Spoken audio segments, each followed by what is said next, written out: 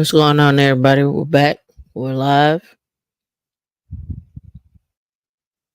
My machine was acting wonky. Had to reboot twice. They didn't want African American baby Jesus didn't want me to get out there today. But I said, no way. I'm not gonna let the audience down. Not gonna do it. Not gonna do it. Let the audience down. There we go. All right, so got you going on my tablet. Miss Nomi, what's going on? Valdez, what's going on? How are you all? Let me get okay, that's good to go there. Mm, that's fine. We can scour through this. This works. Mm, I'll leave this over here. And we'll pull that over to there. We'll get this here. All right, I need one more screen up. All right, so I got my screens ready to go. Now I just need to get my notes ready because we got to talk about what's going on with Nvidia. I posted in the Slack if you didn't see it. Um, if you're not in on it, you better get in on it.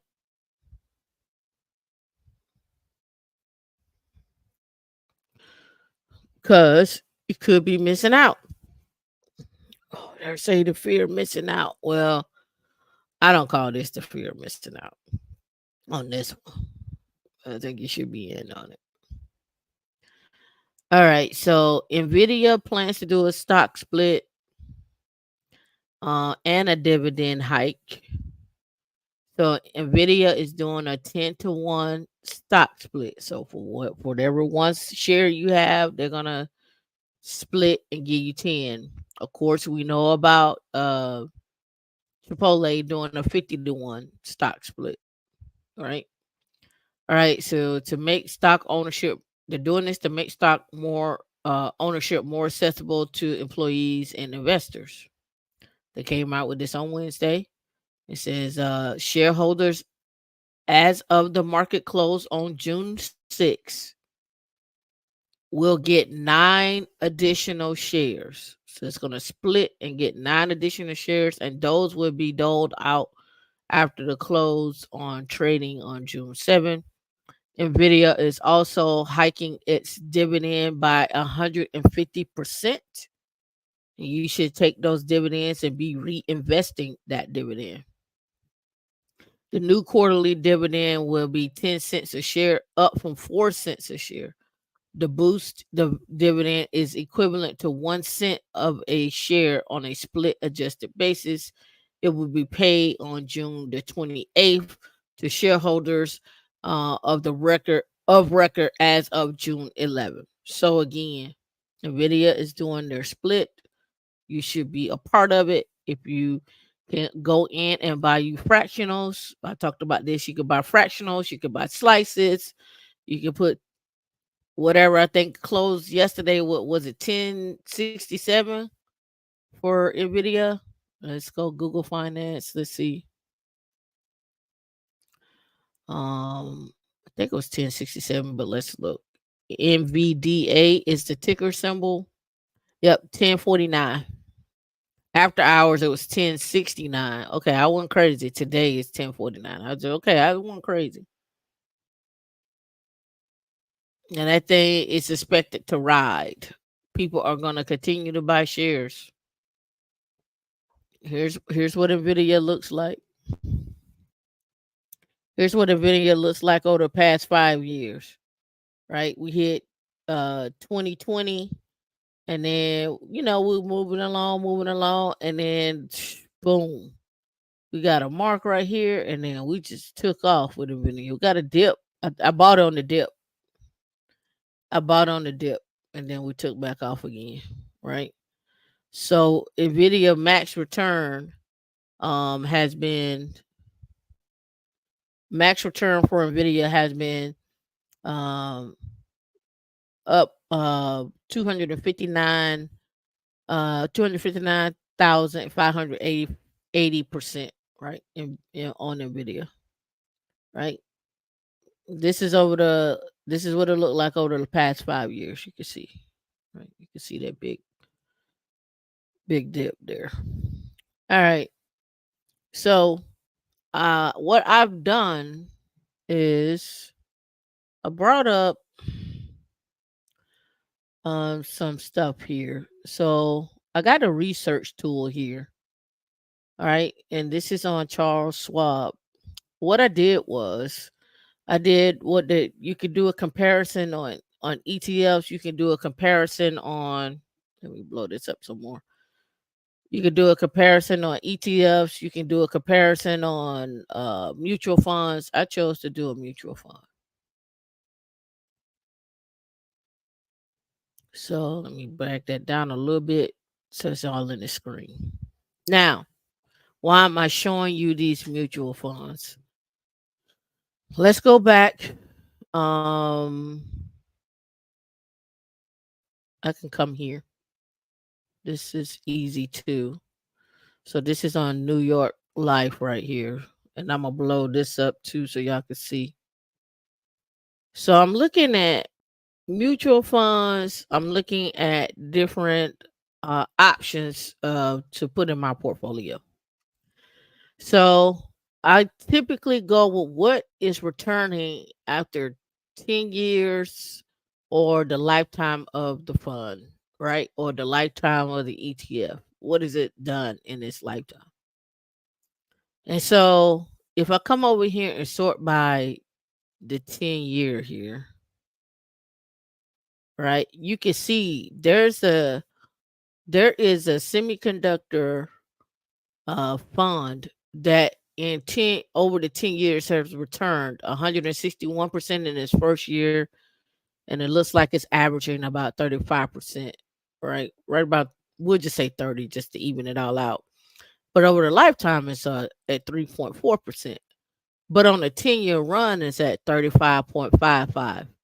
So what does that mean? Why am I showing you this? I'm gonna show you what it could look like if you took $10,000 and invested $10,000 into a fund or ETF, and what that looks like in 10 years. I'm telling you to get skills for the next 10 years. I'm also telling you to get skills for the next 10 years. I'm telling you where the industry is going for the next 10 years, and I'm showing you how to invest for the next 10 years. This is only one side of investing. You can go buy a rental property and hold it for 10 years. You can go buy some land and hold it for 10 years. I'm only showing you what it looks like to have something for 10 years, right?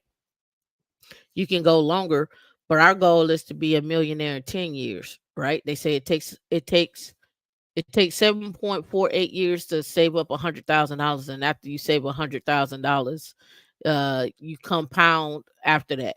Now, you can have $100,000 in your 401k and then compound after that. But again, I am literally talking about how to utilize your 401k, your HSA, your IRA, your high yield savings account, your brokerage account, and you can have multiple IRAs where you utilize those tools to help you get to become what I like to consider a W-2 millionaire. A lot of people want to say it's going to take you 30 years. I'm gonna say you can do it less than 30. You can most definitely do it less than 30.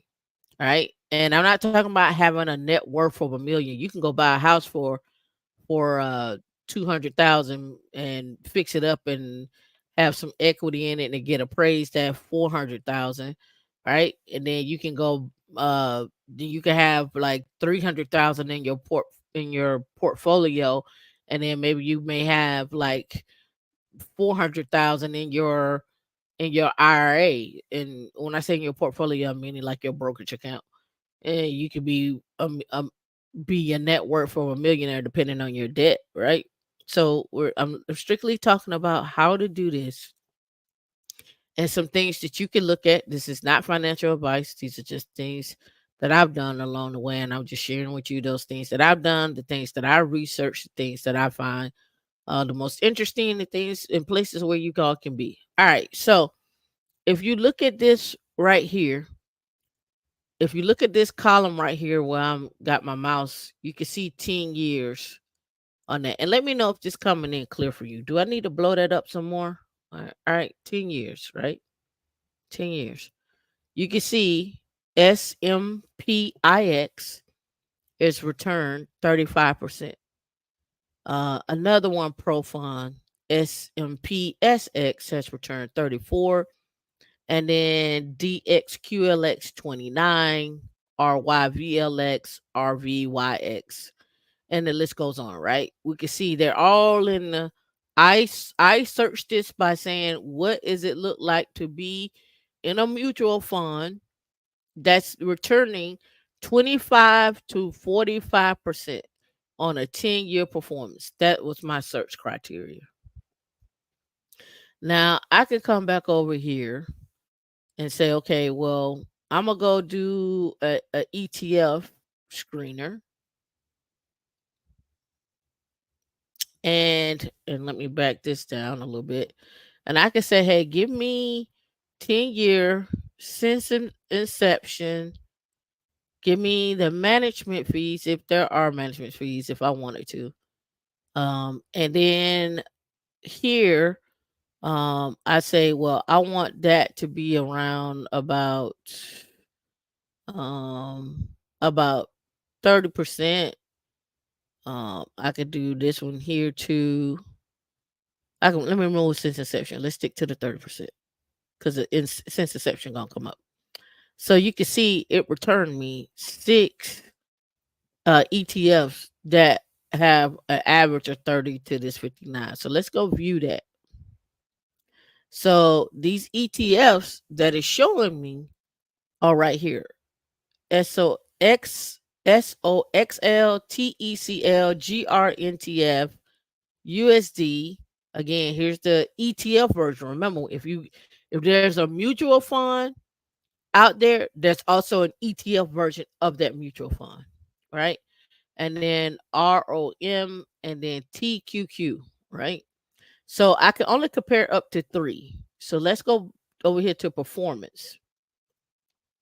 And if I sort this 10-year run, right? Let me sort it one more time. All right. So on this 10-year run, we can see, and let me widen the screen. You can see here on this 10-year run, the top three USD, SOL, and TECL. So I can take this now and do this, and I can compare them, right? So now I come in here, I can compare them. I can talk, they'll give me information about each one of those, right? ETFs, remember. The category in which they're in. Here's an overall rating, right? Here is and this is where you could be risk. This is a risk, right? You're taking. You're a risk. Here's what it's saying, like the annual returns are here, right?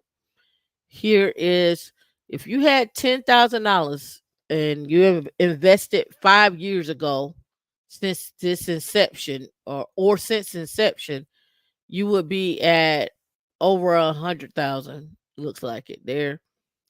For this one, it's had some ups and downs on this one here, and this ETF is SSOXL, but USD has been rolling. USD has been rolling. Now notice the ups and downs. These are risks.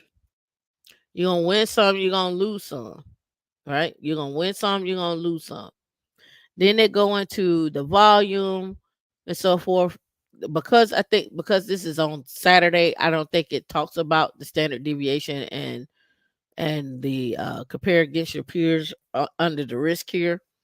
But that's what we're looking at, right? So over here, I took those same mutual funds that we were talking about. I could do the same thing here. One's Charles Schwab, one is New York Life. So here I like how New York Life has it uh, spread out here, because here I can go and look at a couple of things here. One important thing here is how much of a fee is it going to cost me to get into this fund, and what is the minimum investment that it will cost me to get into this fund, right? What's the minimum investment, right? So here is the net expense ratio. I've talked about this before. Go to Investopedia to talk about it, but I click on it here. This is the net fund expenses after any expenses were waived and or partially absorbed by the fund management. Right? Remember, I'm looking at a mutual fund here. Over here, I'm looking at a version of the ETF that's correlating to this fund. Right. Right. So here we can also come down here and look at the transaction fee, the contingent redemption and short-term redemption. They also give you the yield and the distribution. And now right here, this is the most important piece. What is the initial minimums? Right? In an IRA, the initial minimum for S&P IX is $100. But if you're talking about you want to invest in S&P SX, the mutual fund manager has said, hey, you need to be $100,000 to get in the game. A minimum. A minimum. So your correlations here, if it were me and I'm looking at how they perform, and we can roll back up here to the top to see their performance. It's on the other page. I would eliminate S&P SX, right? So we can eliminate that, and I might eliminate RYVLX, right? But I don't know yet. I don't know just yet. And then it tells you who the fund managers are, right? And how long they've been in that managing that fund. And you can go back now and do additional research on who these people are, what kind of performance have they had, what other things are they invested in. All right, so let's scroll up. And now let's click on the performance chart. So here it's just showing you 1 year. We talked about 10 years. Let's start with 5. So 5 years, if I would have put in $10,000, and you can see they have them color coded here, right here. You see this right here. I need to get a tool so I can highlight things. But anyway, so right here you can see the colors. RYVYX lines up with this color.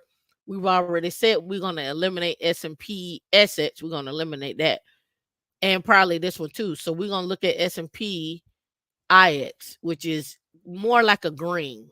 Right here it is, right here, and you can see on a hypothetical $10,000 investment with reinvestment of, and I'm reading right here, with reinvestment of dividends and capital gains, with reinvestments of dividends and capital gains, with $10,000, which you would have invested in, uh, I'm only doing this for 5 years, so go back 5 years.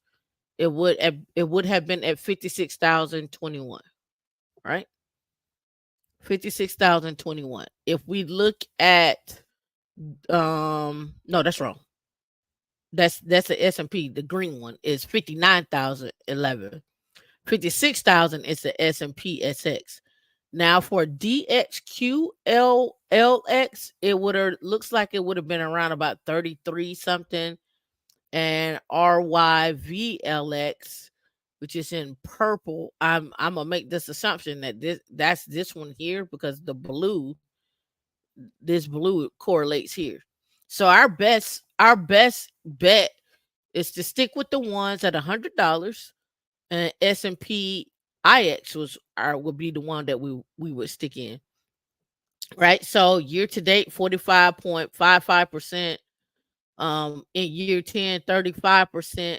But then if you look at since inception, it's 3.43%, which tells me that I probably need to get out of this in a 5 to 10 year window. That's what it tells me. and I could be wrong, but that's what it, and then it gives you quarterly after taxes, so forth and so on. And you can see the performance over the last since 2014. They go all the way back. You can see a big dip happen in 2022 and a big dip happen in 2018. So these big dips, these big dives, right? You 54%, you lost half. So you have to go back, you would have to stay in this longer just to recruit what you lost. You have to recoup what you lost. So S&P IX is one of the ones that I'm looking to put $10,000 into. Um, you can buy at 100 shares, and they also in here tell you where you can buy these at. Um, you can buy in a custodial account. So those that have children, you can start in a custodial account, buy $100 worth, reinvest it, do it every month for forever the life of that child, or custodial, whatever, how that custodial is set up. And then when that child turn 18 or 19 or whatever the case may be, every month for 15 years or 12 years or something like that. Remember, we want to hold it for 10. We want to make you can see what that could be, right? All right. So let's go back over here to portfolio. Now we're gonna talk about what's in the portfolio of each one of these, right? So we can see the net assets. We can see the market cap of 398 billion. They're all above 300 billion. Asset average category assets in the top 10, 41.9% of these. Let's go look at the allocations. We got stocks, no bonds in any of these, and cash, and then some other that don't specify what other is. But let's go and see what the top 10 holdings are. Nvidia is in the one I'm looking at. This one right here is 100,000. This one is 100. It gives this number. I have not looked this number up, right? And then RYVLX was 2,500. They have Apple, and then RVYX has Apple. But this one holds Nvidia as its top. And then you can see it has Broadcom. You can also see this one has Broadcom. These kind of mirror each other. Um, and then AMD, and then Royal Bank of Canada, and I'm not sure. Oh, Intel. INTC, Intel, right?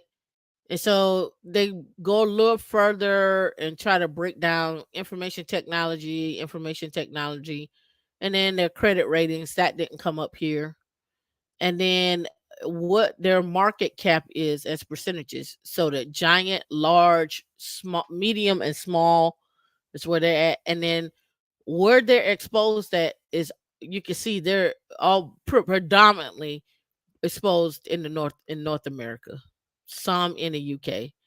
And the top 5 countries, the Netherlands shocked me as one of the top 5 countries as percentage of loan equity and fixed income assets by country. So they have some market share in the Netherlands. So that's what I've been looking at this week is, okay, how where can I invest in here? I found that I could do this in my brokerage account. So I'm gonna do $10,000 in my brokerage account on S&P IX. Now I don't have to do 10. I don't have to do 10. I could do $1,000, right? You don't have to do 10,000. You could do 1,000, right? So then let's get back over to here. Hopefully I didn't get timed out over here.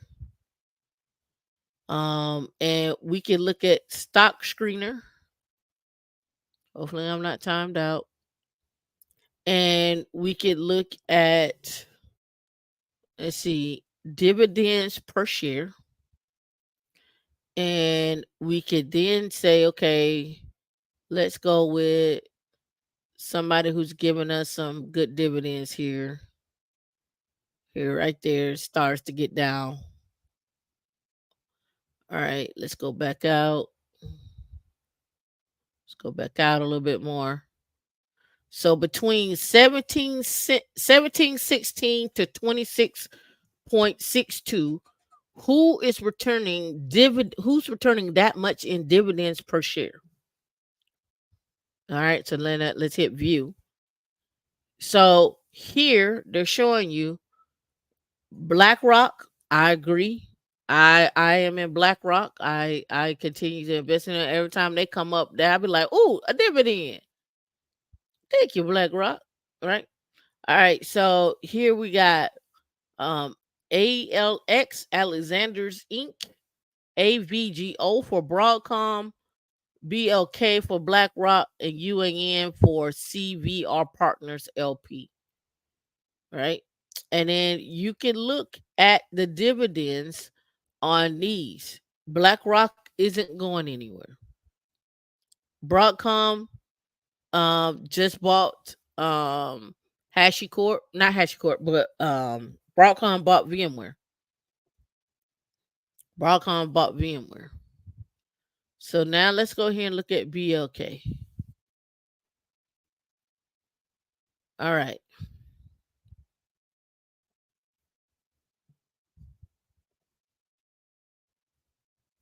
All right, BLK in 5 years. Here's what that would have looked like. They're around about right now at 800. They was at the peak there, so yeah, right about 800. Again, they give the ratings, the company profile, the sector of business where they're at, who their competitors are, right? Who their competitors are. You can also get their income sheet, their balance sheet, right? You can also get their PE ratio, their margin. But what we want to know on here is what are their dividends? So what are their dividends that they have? So let's go over here to Google Finance and let's type in BLK. Um, and then let's look at their dividends.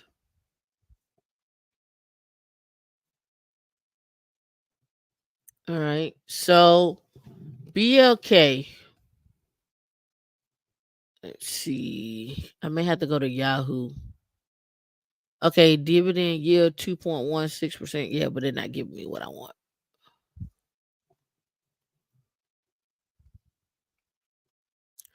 Let's go here. And I may have to look it up in Charles Schwab.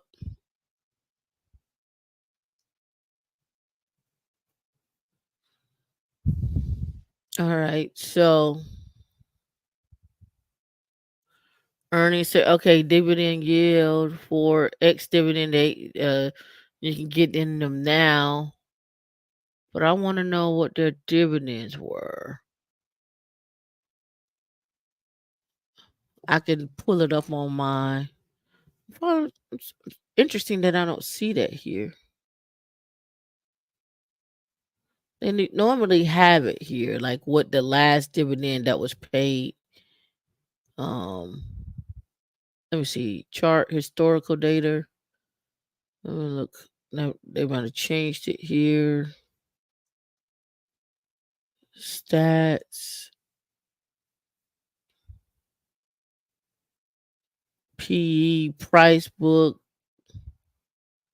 profit margin, return assets, income, net income, balance sheet, cash flow, trading information, share stacks, dividends. Okay. All right. 4 annual dividend rate, 5 year dividend yield, dividend date, um, rate 20.4. Let me double verify on my one and see if we're right here. Hold on. I tell you what my last dividend for um BlackRock was.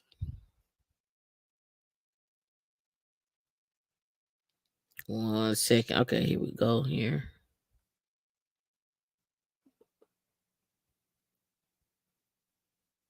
Mm, mm, mm, mm.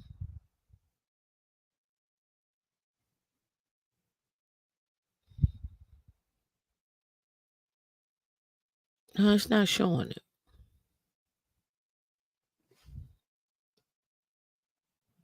Okay, here we go. BlackRock in 2023 Q3, the dividend was $10.91. In Q1, it was $10.01, and then Q2 hasn't happened yet. Right? Q2 haven't has had it's expected to be, they're saying, expected to be $9, but it's been returning around nine $9 to $10 on one per share, on one share, right? So let's look at dividends per share on BLK.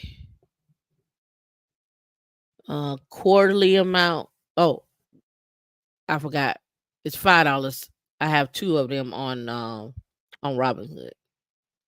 So $5.10. Yeah, the other ones, they just didn't break it now.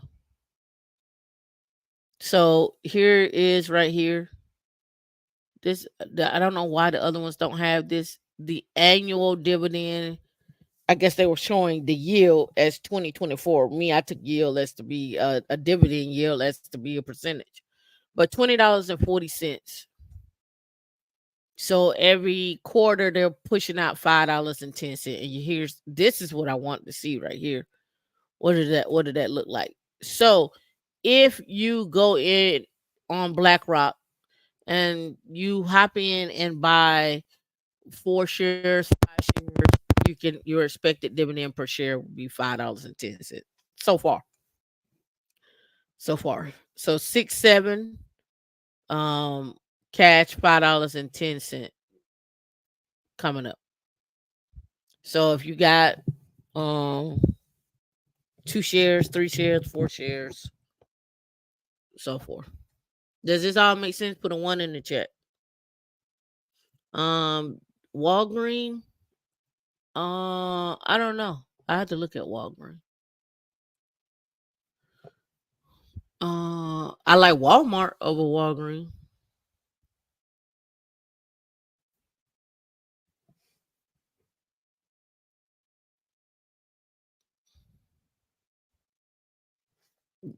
They had some hard times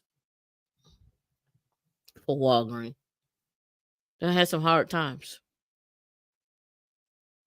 I mean, all time they up, but they got a big dip. If you gonna get into them and you gonna hold them, I mean, now would be the time. You should buy them on Tuesday. If that's what you if that's your hold, if you're buying to hold more than a year on Walgreen, you should hold that. Look at that, and then go look at what Walgreen what is it that you're seeing about Walgreens? Are they expanding? What are they investing in? Are they acquiring? Are they buying out other stores? That's what you should be looking at. You need to also go through and look at whether or not, what their long-term strategy is, what their plans are. That's why when I was on you um over here I was going over here and like, okay, well, BlackRock I know been around for a minute, right? So we can come in here and we can look at BlackRock. We can look at their estimates over the past 5 years. We can look at what they're into, the company profile, and the number of employees they got, their net income. What does that look like? We could get into, you should be able to get into BlackRock or any of the actual ones that you're looking at. You should be looking at a prospectus on it. That one for that mutual fund, I'm gonna go back over here and look at the mutual fund. And no, I don't have it saved there. I have it saved over here. Um, when we're looking at the facts of it, right? I'm also looking at no load, no fee, a load but no transaction fee. I'm looking at the fees that also occur with buying this. And then what are my initial minimums? So if I click on this one, right, it says leverage inverse mutual funds, not suitable for most investors. They tell you these mutual funds represent unit risk, including leverage derivatives and complex investment strategies. These funds are designed for short term use only and are generally not intended to buy and hold. To find out more, that's why I say maybe 5 years for me, maybe. And they also talk about what does that look like? What's your expense ratio, the year to return on this, right? Where you can buy, do you want the auto invest? Um, Short term redemption fee, front load, back load, what your $10,000 could look like over here in that amount of time. So if you did S&Px, it could be 209. If you played the S&P 500, it could be 32, and trading leverage equity is 11,000. What's it look like in a year? If in a year you could be here in a year from 2023 to 2024, look like you put in 10, you get right above about 20 set, about 25, 27, something like 26. At 26. In 3 years, it could be that. In 5 years, it could be that. Again, you have to enter this at your own risk. At your own risk. Right? So again, you don't have to do it in a mutual fund. You can go into an ETF, and I showed you the correlated ETF to this one. Right? You can look at the leverage fund. Is it an inverse fund? Let me click on it so you can see what it says. Oh, it's not doing anything. Maybe I'm missing something. But again, here are the holdings: Nvidia, Broadcom, AMD, Royal Bank, HSB, Intel. And then they walk through and they say dividend income, right? What does that dividend income look like? $6 and 0.62. So $6.62 on an annual basis. So 2018. So they do a distribution of dividends annually. They don't do it every quarter, right? So it went from 53 cents all the way up to $6.62, right? Volatile.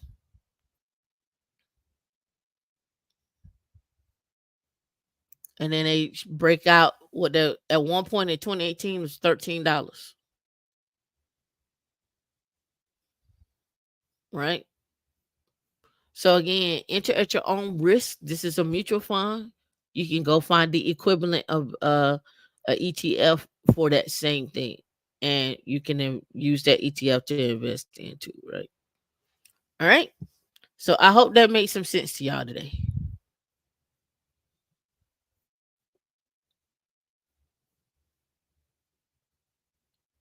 Mm-mm-mm. And if you wanted to, you can go SMPIX here. Hold on. Let's go here. SMPIX. and you can look and see what it looks like over 5 years, over the max time. You look at that slope, and then over time, it took off in 2015. Took off,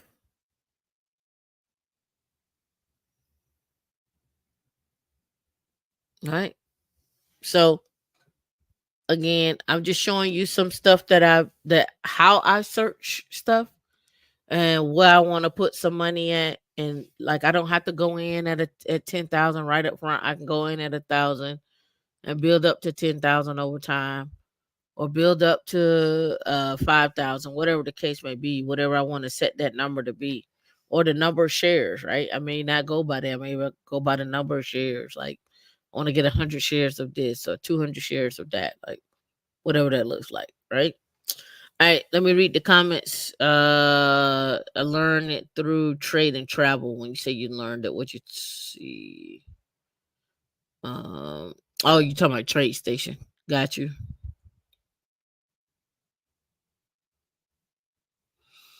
Do. Okay, so that's what I want to Terry's originals. You here in the U.S. I'm trying to get into that Linux money so I can trade more. Yep.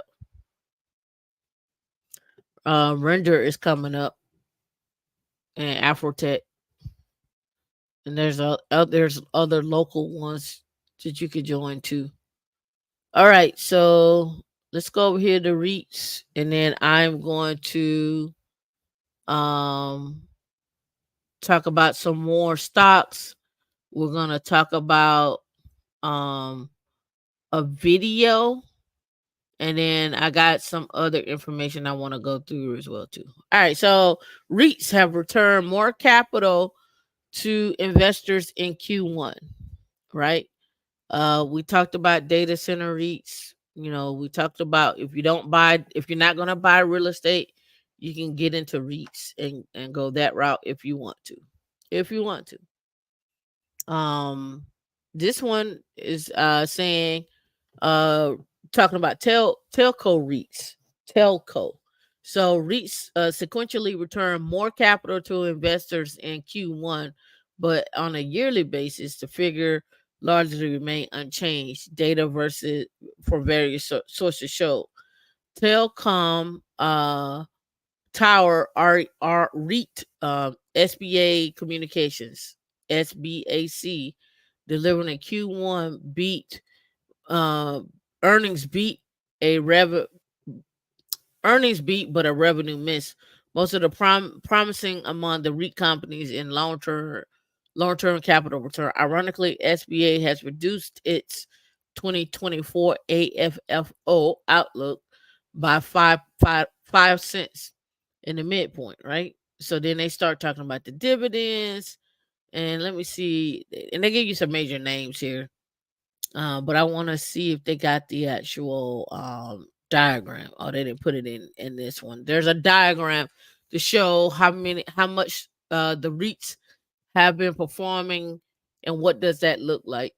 You can always go look up REITs for yourselves. You don't have to rely on me, but here's some other ones to look up: SPG, excuse me, KRC, and NHI are some other REITs to look into as well. All right. See, is this one I was looking at?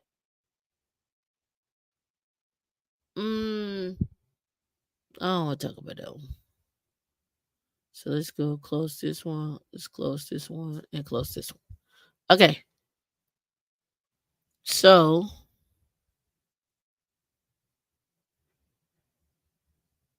I want to make sure I'm sticking to my stocks before I switch out of combos here.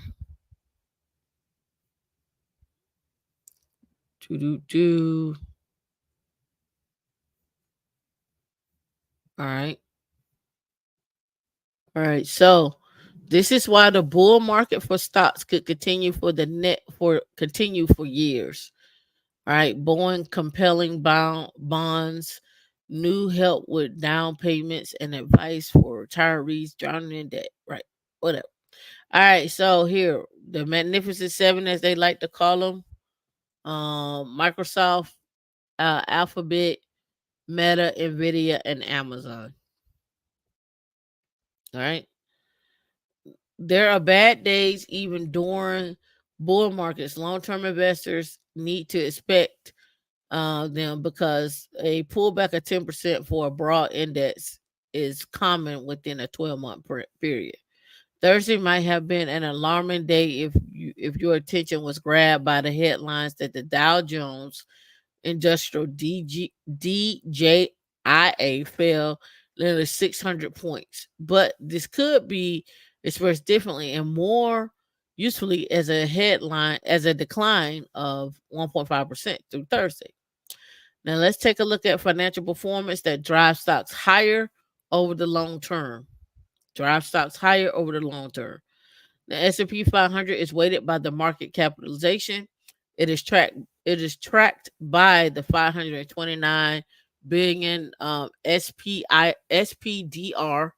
500 ETF SPY, which has a 35% weighting to the largest 10 companies in the index. And so here they're showing the weight of Microsoft, Apple, Nvidia, Alphabet. Again, even the semiconductors are playing in the technology realm, right? They're also playing in the technology space. All right. And it says here are the changes in the gross profit margins and operating margins. And they're showing you that.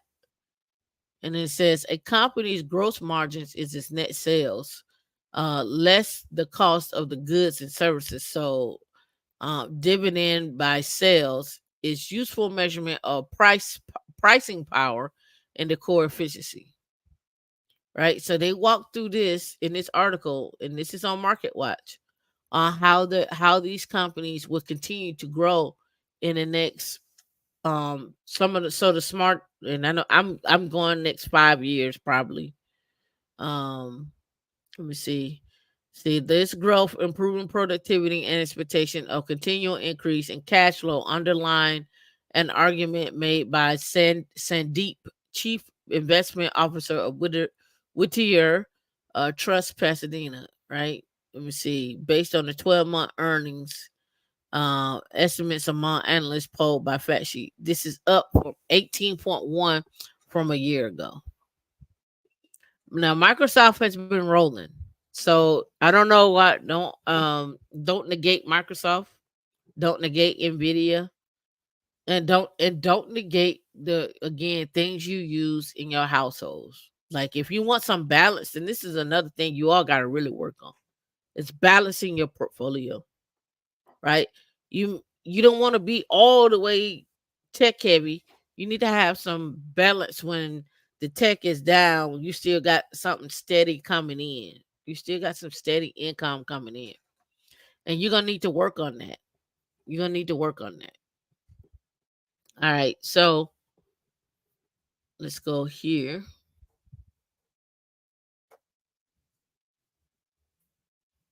See. I want to talk about this. Yep, let's go. All right. So here I am a self-made millionaire and how I built my wealth using passive income. How I built my wealth using passive income, right? Nicholas Moore built and sold a six-figure per month passive income stream that worked overtime even when he was sleeping, providing him financial security needed to pursue his dream and personal as a becoming a personal growth coach.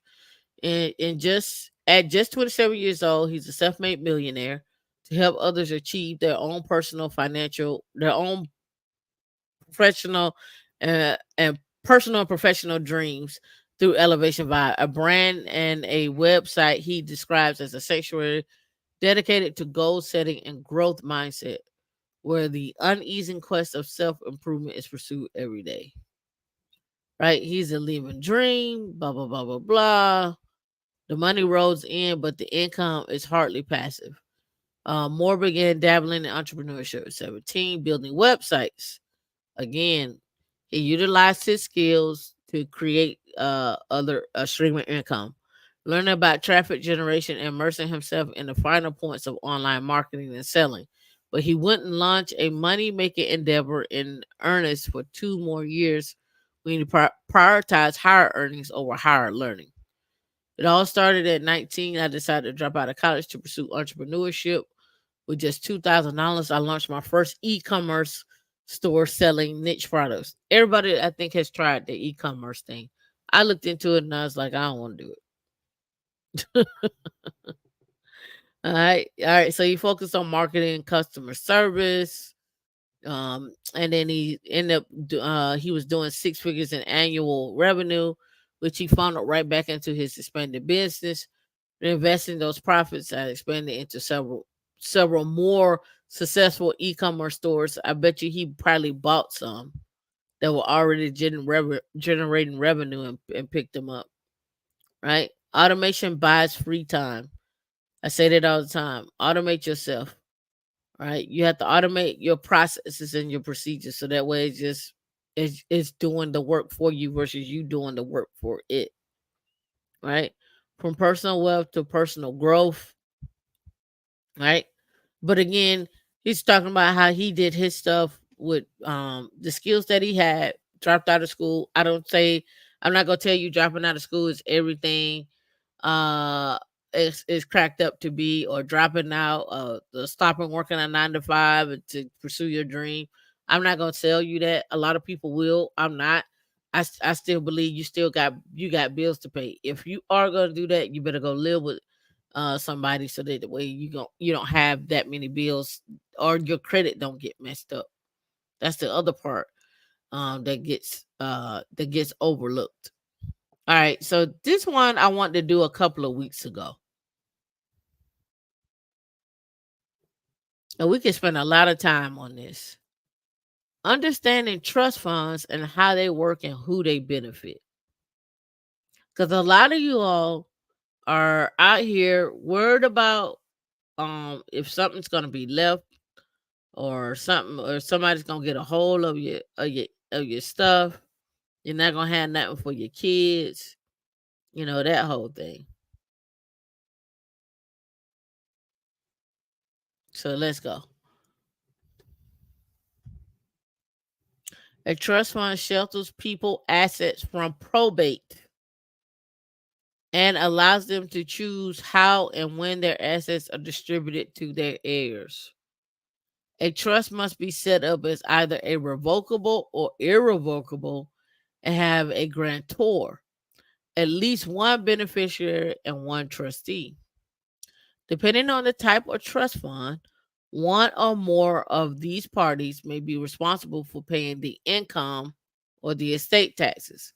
Now, the income or the estate taxes of the trust can also be paid out to trust, because you could roll a a brokerage account into your trust and let it generate income, and you could use the income from that brokerage account to pay for whatever you have in your trust, right?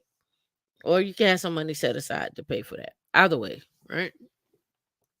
So setting up a trust gives you control over your money after your death, and sometimes even during your lifetime. Trust funds serve various purposes, from sheltering assets from estate taxes to paying yourself or your heirs an annual income, giving to a giving charity.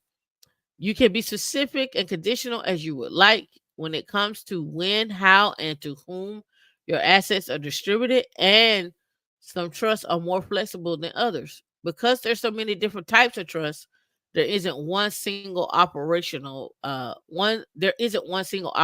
structure. Here are some basics. What is a trust fund?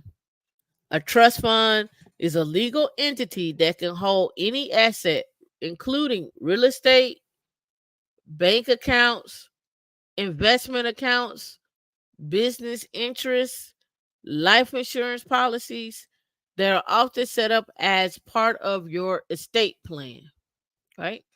A trust is in place is a trust is in place to establish control about who's in charge of the money, right? It provides the wishes of the guarantor as far as who gets the money, when they get it, how they get it, and who's in control of it.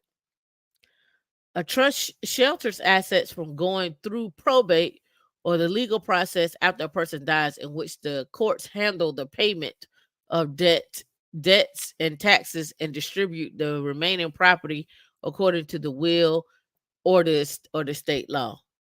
The type of trust and trust documents stipulate exactly how and whom your assets will be distributed to, whether if in the form of annual income paid to yourself, like you could put a brokerage account and you could pay yourself out of the brokerage account in the side of a trust. Uh, for your beneficiaries, you can live out, you can have the dividends inside the trust. Instead of reinvesting the dividends, you can have dividends coming out, right? Money or property to be transferred to your heirs and gifts to charity at your death.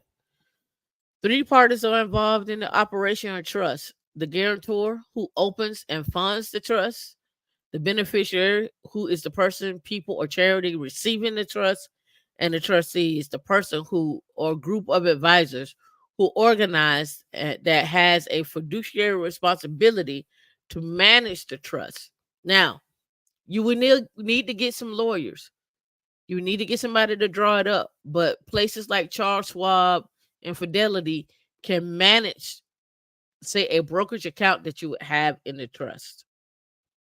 But you would have to go through and get that set up through a lawyer, get everything signed up, roll that brokerage account into that, and then they can manage to make sure that it does what it needs to do. Or you could have them, you could sit down and talk to them and have other stuff, like not just a brokerage account, maybe your IRA or something like that that you have, that you set up individually, not your company IRA, but your own IRA.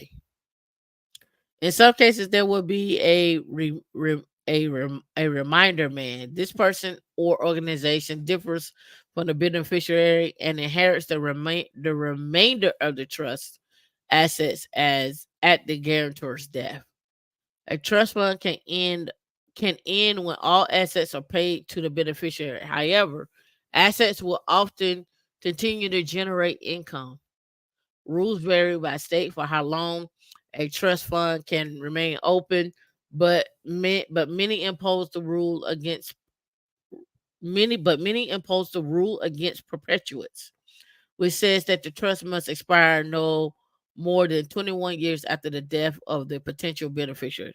Some states allow dynasty trusts, and I talked about this before, which can last for many years and are a tool for avoiding estate and generational wealth taxes. I talked about dynasty trust, right?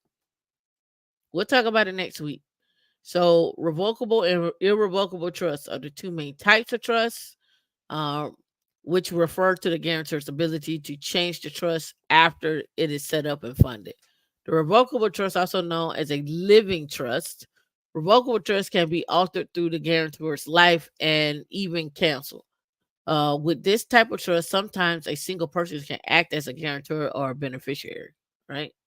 If the trust pays out a portion of its assets as income or holds assets that are appropriate, I mean, that appreciate or generate interest income, such as real estate or stocks, then the person receiving the money must pay the income taxes.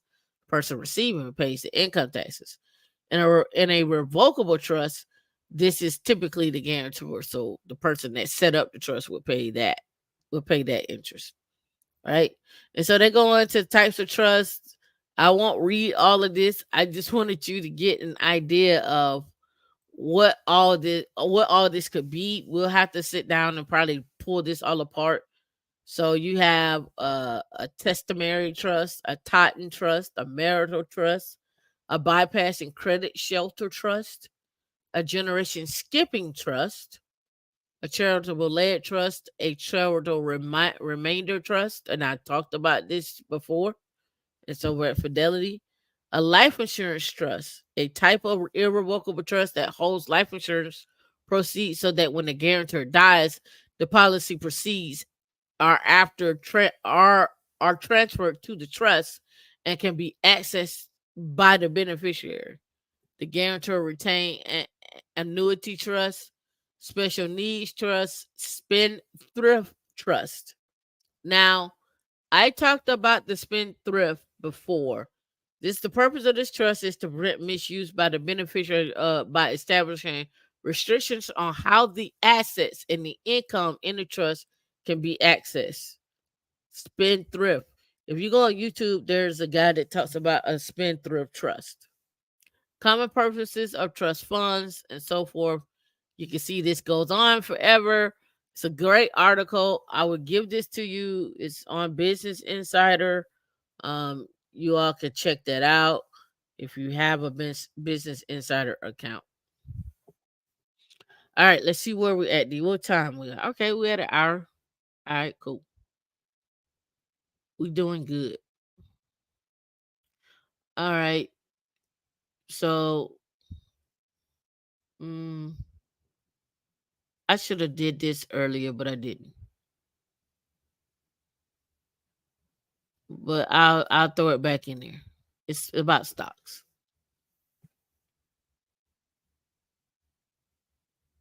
Uh, nah, that's from 2023. We don't need to talk about that.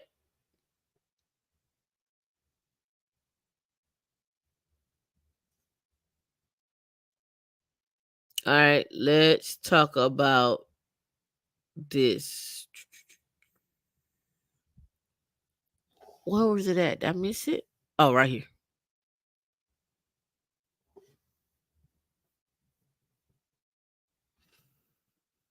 Okay, here's where that last 6 billion in the Chips Act Semiconductor Award money is going. The last 6 billion.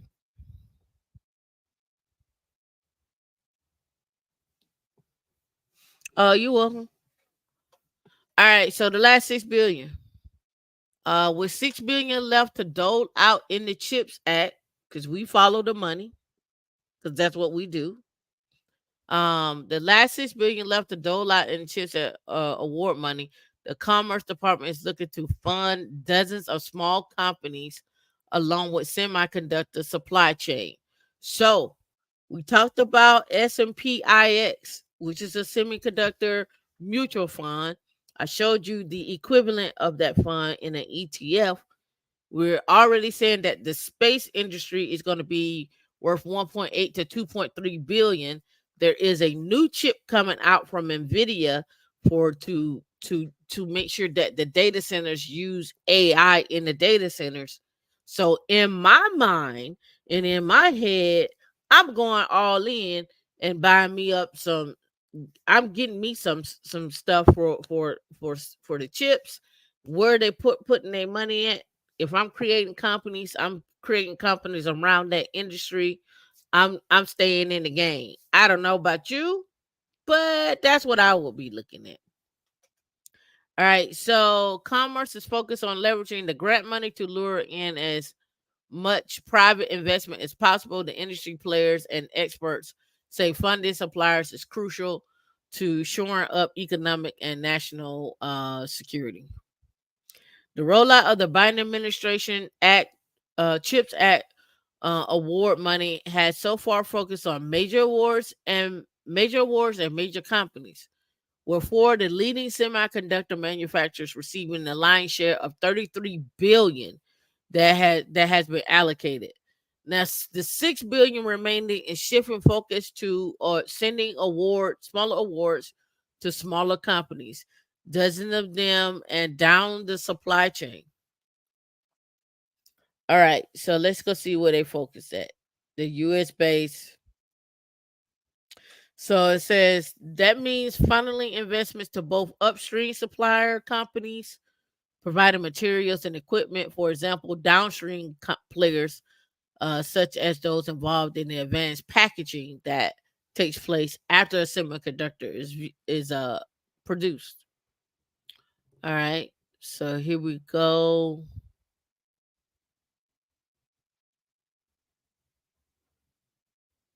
All right, so here we go. Hundreds of companies are still vying for a piece of the money. More than 600 initially submitted statements of interest. Commerce Secretary Gina Raimondo said in February, but 9 have received awards so far. Intel, Taiwan Semiconductor, Samsung, Micron, combined will receive 28 billion. Global Foundries received 1.5 billion, and 4 small companies, Base Systems, which purchased did Base Systems get purchased? No, Base Systems just purchased somebody else. Let's see. Ball Industries, that's what it is. Base Systems purchased Ball Industries. You know, the mason jars, that's actually an aerospace company. They purchased them back in February.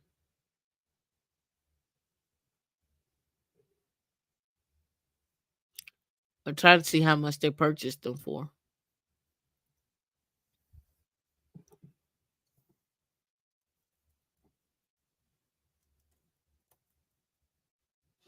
5.5 billion.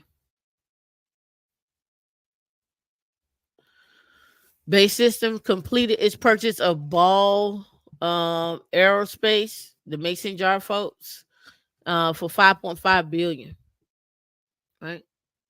So back over here, Base Systems receive 1.5 billion. I mean, 4 smaller companies. So Base Systems and Microchip, Polish Semiconductor received a combined 392 million. Another 3.5 billion is set aside to for secure enclave program, which will produce semiconductors for military use.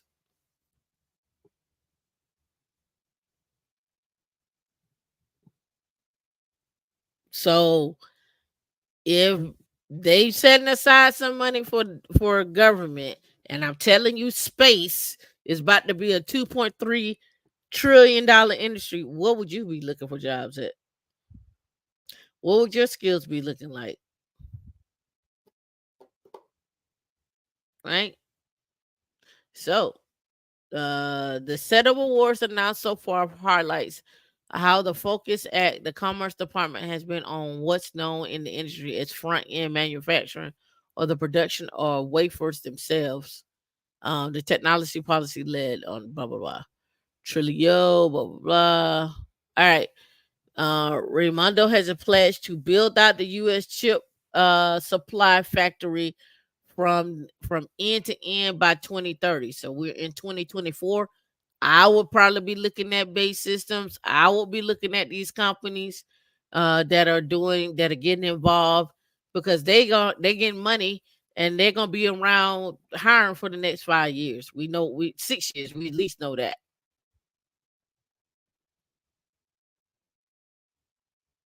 We at least know that, right?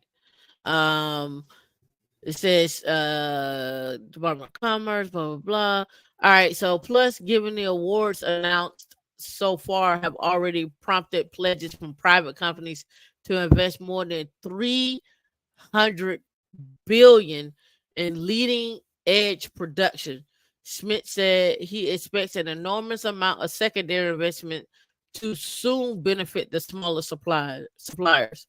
Commerce has Department of Commerce has also set aside 500 million in award money for companies whose projects will total 300 million or less in capital investment. We will really be seeing those benefits across the industry. Um, IQE, which is a UK based company. Let's see.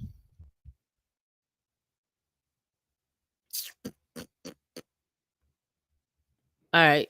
So now let's go look at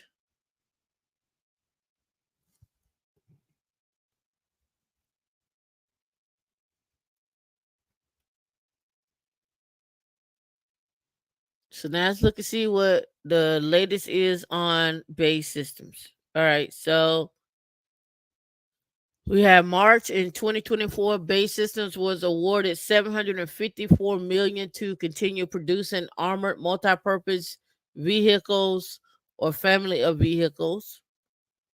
Um, in 2024, they had a fixed. Let's. I don't want to look that one. That's somebody else. That's IDIQ. All right, the U.S. Navy awards Base Systems an $87 million contract. 754 million. Base Systems received an additional contracts for, I guess, for amphibious something. That was 25 million. The Navy awards Base Systems $87 million contract to upgrade USS Carter Hall. Carter.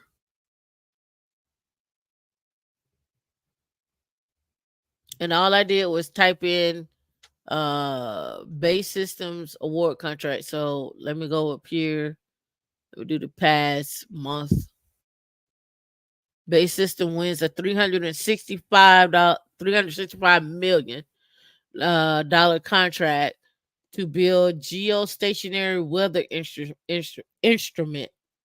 Base System to form Ball's Aerospace and Technology Group, one that made first to develop air quality sensors. Right.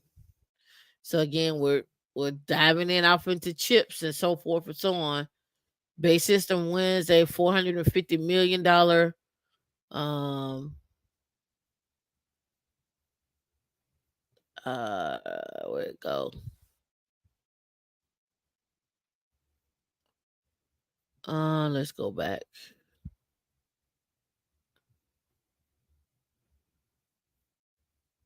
Won't let me do it. Oh, here we go. All right, Base Systems wins $450 million contract to build weather satellite instrument. All right, so follow the money. That's what we just did. We just followed the money. We followed Base Systems. We see they're getting awarded. We see it. We're seeing there's a push for up to 2030. So we know we got 6 years. I got 6 months to 6 to 8 months to get skilled up. I'm getting in the game, and I'm going to go bait and so forth and so on. Right. So this is what they're what they're looking at, right?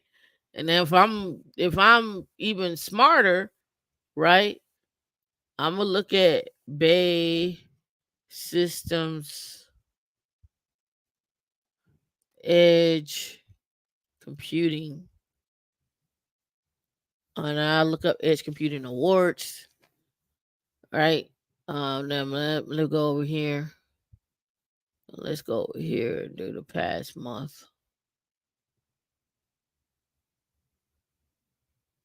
All right, so look, this how you research, right? Look, the Navy buys Bay Systems dual band decoy to protect from Super Hornet jets, right? Right. Look at this. Base Systems awarded 12 million. Right. So now I'm getting into other things. They hosted a hackathon. Um, right. All right. So now I got the Edge Computing Expo. I wonder if Base Systems gonna be there. So now I'm gonna go to Base Systems. And what else I'm gonna do? I'm gonna look up Base System publicly traded, right?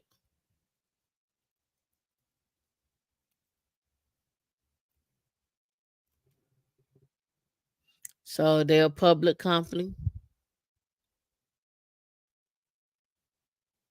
They're listed on the stock exchange as BA.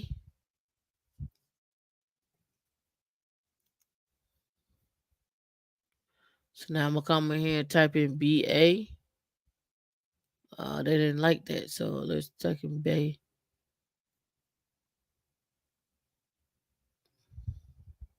On the comment, let me double verify that. Bay Systems PLC, Great Britain. Um, say it's publicly traded.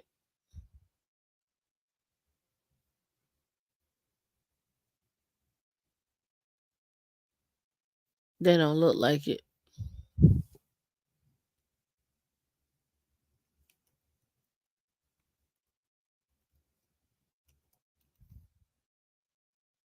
I guess that's it right here.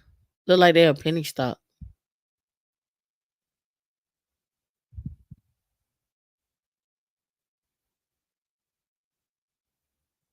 Okay, it's listed on in the form of over the over the counter market in the United States as BAESY.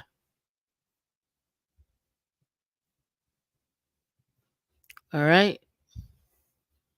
So now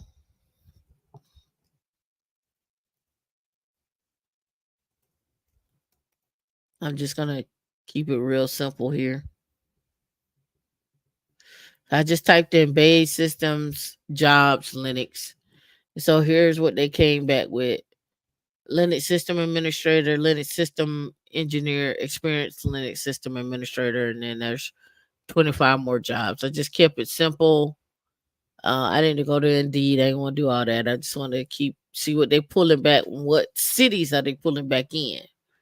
Right? We want to see what cities they pulling back in. Right? Nashua, Manassas, um,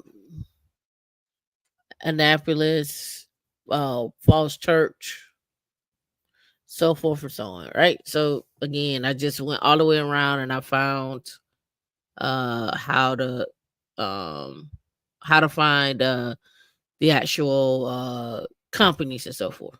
Right? Living in space like the Total Recall movie. Yep, yep, yep. Living on the moon. Right? Yeah, Nilo, I just gave you a whole dissertation on base systems and how to pick them apart, how to go through their jobs, how to go through and see what they're doing and whatnot. So you know they're getting some money. You know they're getting some money. I be getting some money. I be getting some money.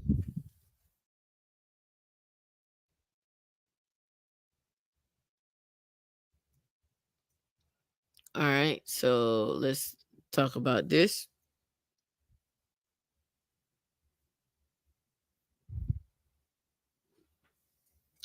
Army new contract.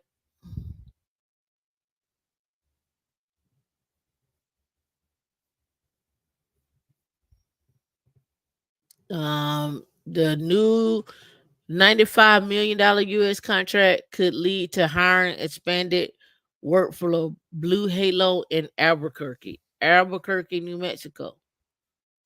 All right, Albuquerque, New Mexico. The $100 million contract award could lead to hiring growth and expanded director energy work in Albuquerque for major aerospace and defense contractor a few months after the firm announced the largest acquisition deal to date. Blue Halo, based in Arlington, Virginia, said Tuesday it was awarded 95.4 million for U.S. Army Space Missile and Defense Command. The award is for advanced directed energy prototype development and contract dollars being used for designing and building cutting edge laser weapons. Right. So again, that's another thing to look at if that's something you're interested in. Another location, right? It says Blue Hello currently has 18 positions listed on their website. This black background kills me. So contact manager, circuit design engineer, senior proposal, FPGA, embedded devices, a program manager, a product manager, space space tech test engineer. Yep. So there you go.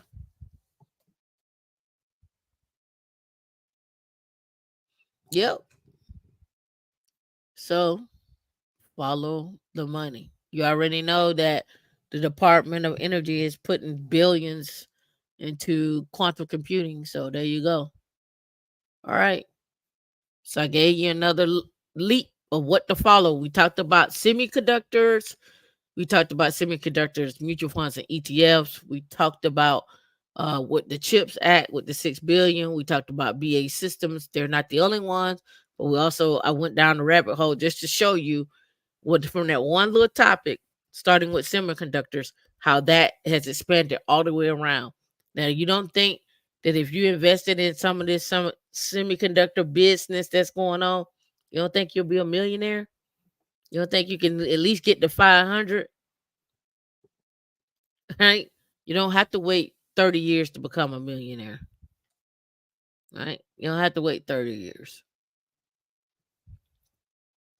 Follow where the money going. All right. So follow. This is what happened with this topic right here. This is a hot button topic. The House Republican Study Committee budget proposes harsh changes to Social Security. It probably won't be there for some people. Not like it is now. You might get a hot $100 a month. Everybody might get 1,000. Who knows? The proposal would raise the retirement age for full Social Security benefits to 69.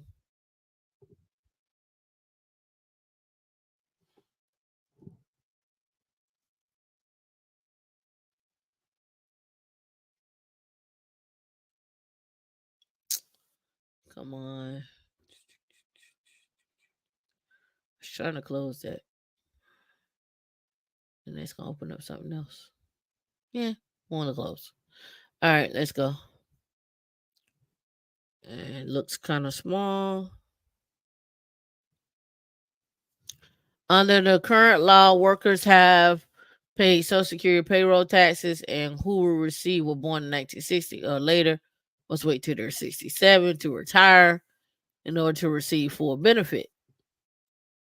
It says the workers can retire and start drawing benefits as early as 62, but are penalized in the form of reduced benefits. For example, a worker who retires at 62 receives only 70% of the full benefit.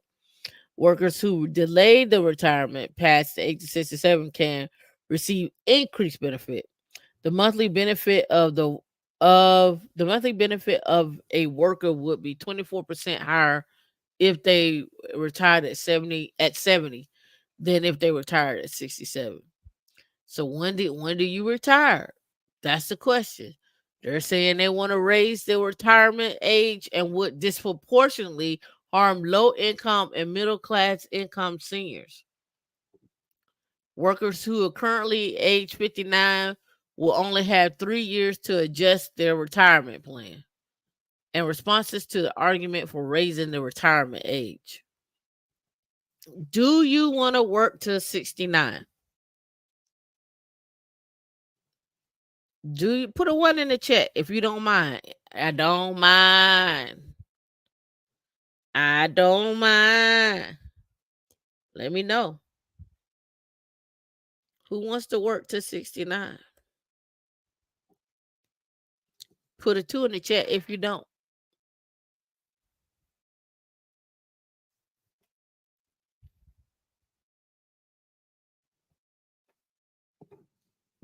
Aaron, you say no? It's telling you say you don't mind.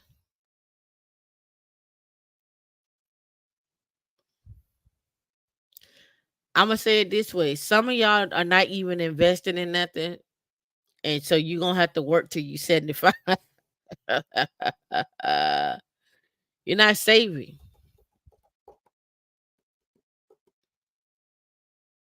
Not saving. Oh, and you're not investing.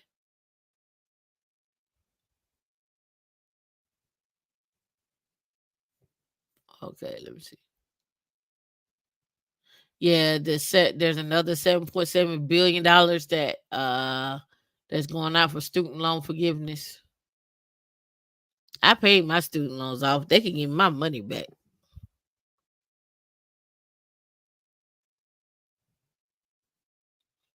I know exactly what I can do with that money. And yup. I'm trying to make sure. Okay, we talked about that. Yeah, and I got that up. Okay.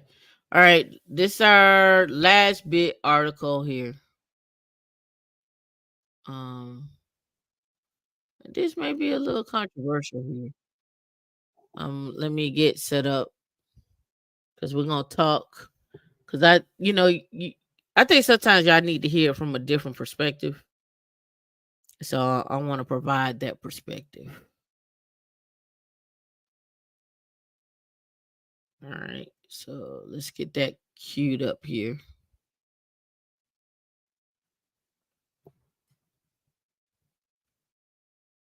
Okay. And let me switch people so we don't have commercials. All right, that's better. And then let me turn that up. Let me pause that. And let me get this over here. And I will take my headphones off.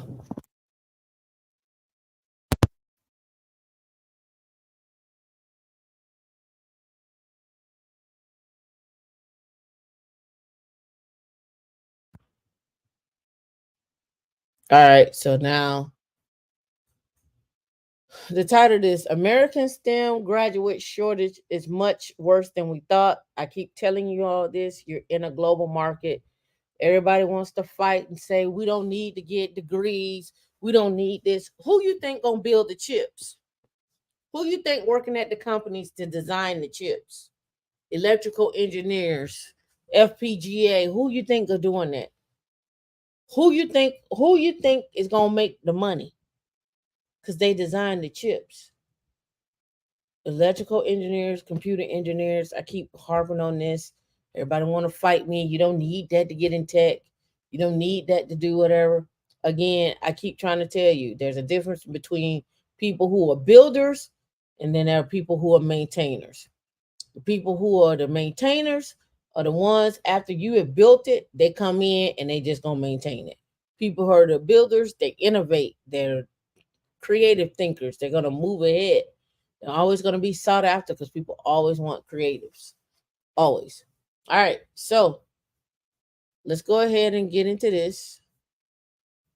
Let me make sure my sound is up. All right, so let's go. Which apparently is more tricky than it seems. All right, let's start from the beginning. Good morning. I've been trying to learn an answer to a simple question, which apparently is more tricky than it seems. And it's from the chart right here. Unfortunately, you're only through 2020. Already, though, the numbers leap off the page. These are for. All right, so I'm gonna pull that chart up because it probably may be hard to see there. But this chart is the top countries with STEM graduates.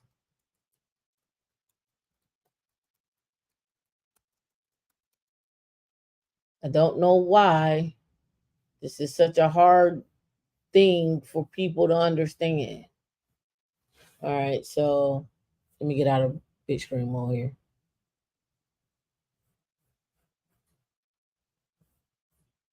Because we're already in a global fight. I keep saying that. But you can see here where we are at. So the United States is only producing so far 820. China and India. Now we can't compete because they got the number of people, just by sheer numbers. So this is an ongoing argument, right? So let's get into this argument. Let me go ahead and piss some people off today. Memorial Day piss you off today, right? So what I'm about to say is everybody's gonna be mad. They're gonna leave nasty comments, and I'll leave them there, and we can go back and forth. The number one thing that everybody always talk about is not everybody can make $100,000. We can't pay a people $100,000. Blah blah blah blah blah blah blah. Right? Okay. whatever. In the US, it's 47 million black people, right? Okay. Or 41. I think it's 47. Let me verify my facts.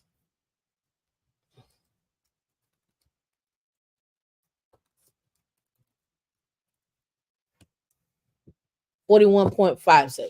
41.57 as of 2022. Okay. So we got roughly 42 million black people in the United States. And we are competing globally, really against China and India. And let's do the facts. How many black students with STEM degrees? How many are we producing? All right. The Journal of Higher Education in 21 black students earned STEM degrees, 10%. I just need to know. Let's go look at the numbers before we get back to the video. Blacks were 14% of the U.S. population between the ages of 18 to 34.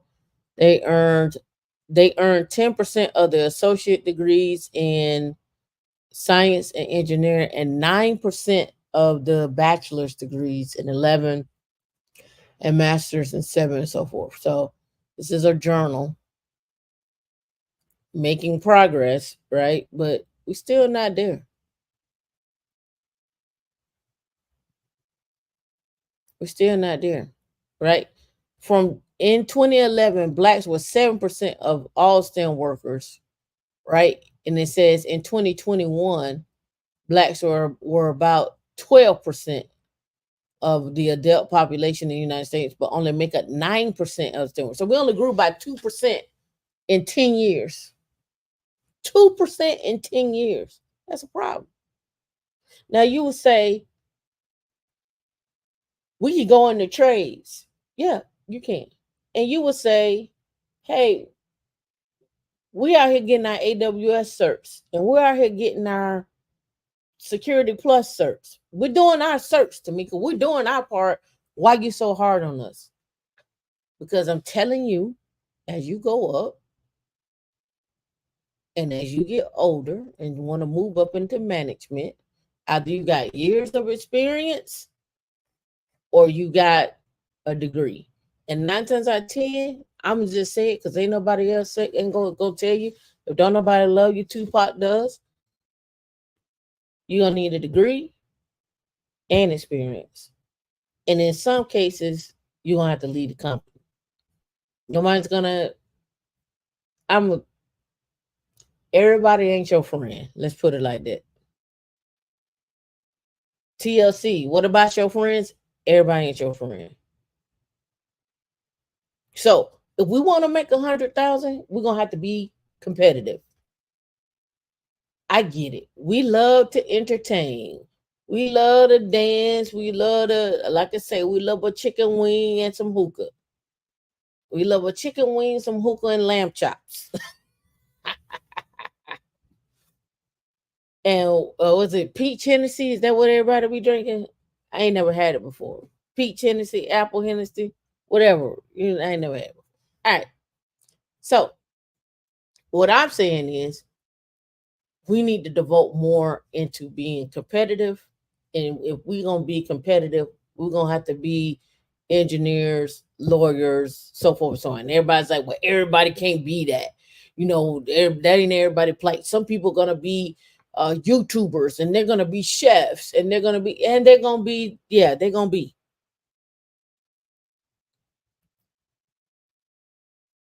Right. I'm just saying what I see that we have seen over and over again religiously turn out millionaires, engineers, doctors, lawyers, accountants repeatedly.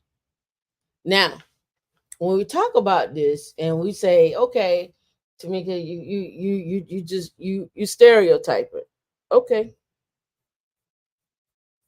When y'all hear the word Patel, drop in the chat. Which what Patel? Ask Patel. Is what do you when you equate when you hear Patel? What do you hear? When you hear Patel, what do you hear? Do you hear Patel talking about they're gonna go be a great janitor? I'm just putting it out there. Get mad with me if you want to.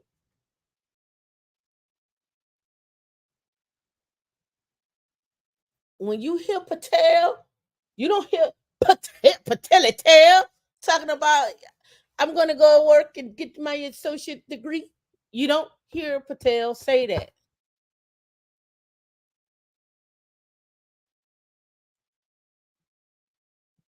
But if I say Tyrone and Tameika, what do y'all hear? Chicken wings, entertainment, and basketball and football. like, I'm just saying, don't blame me for the stereotypes. I'm just telling you, when you hear the names, what gets associated with it. And what I'm telling you is when when when folks set forth, they're putting out an image. You can be mad at me all you want to, but you know I ain't lying. When you hear when you hear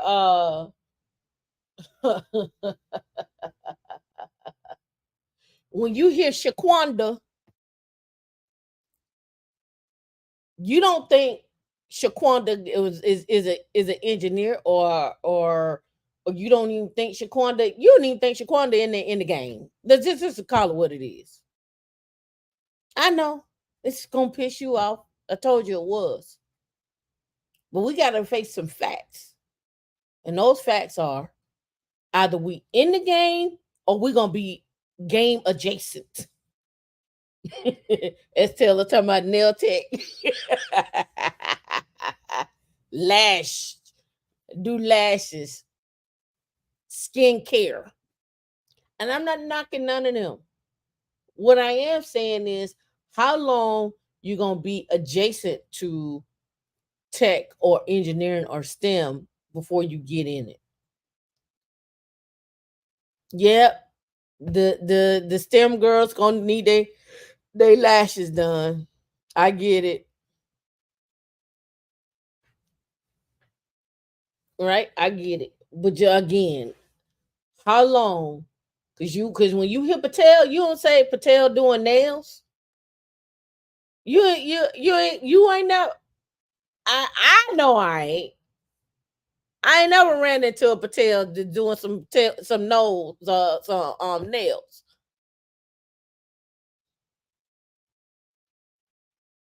I ain't never seen it. I ain't never met a Patel that's working at the school as the janitor. I ain't never seen a Patel head football coach either.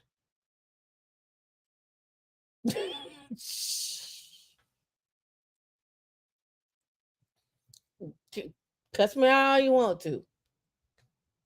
I just ain't seen it. If you seen it, let me know so I can interview him. I ain't never seen a Patel head football coach. I ain't never seen a Patel coach Little League.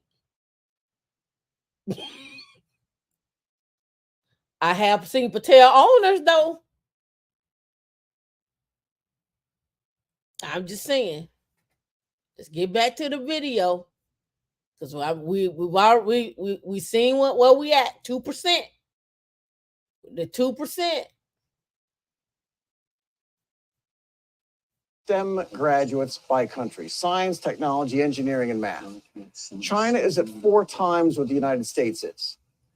By the way, the official number here in China for Chinese STEM is over 5 million students now. My question, though, involves the American number, the US. We want to know, are these US kids getting STEM degrees? Or are we also counting in the American number foreign kids who are getting degrees in the United States? That's to say, are the US numbers actually inflated? Let's back up a bit. The United States is budgeting tens of billions of dollars to build a new semiconductor industry. Subsidies, loan guarantees, tax breaks. $70 billion or so, according to the New York Times here. All right. Have you caught on to the theme today? All right. Semiconductors require the very top engineers, the best IT and electrical engineers in the world. And already the companies are saying that the engineers aren't there in the United States. So besides all the electrical engineers and IT we will need for building out the semiconductor industry, what else do we need a lot of engineers for? Here's a table of the different engineering fields and the average starting pay.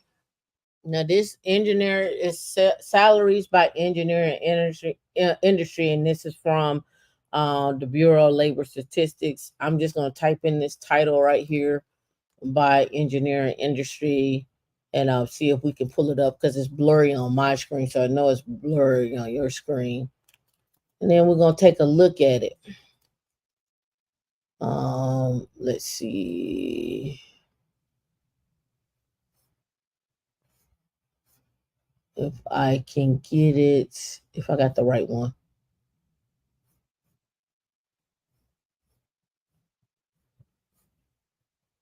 Industrial, architectural, industrial, mechanical. Let me see if this is the same one. This will suffice though. Let me see. This is from 2018. Let me see if I can get one from this year. Hold on. When I looked at it, let me make sure. Yeah, that was wage published 2016. Here's one for 2024. Yeah, okay, this is the same one he's looking at. All right. So this is the one he's looking at. This came from this is on Michigan Tech's website. But let's pull it up. Let's talk about it. And let's blow it up.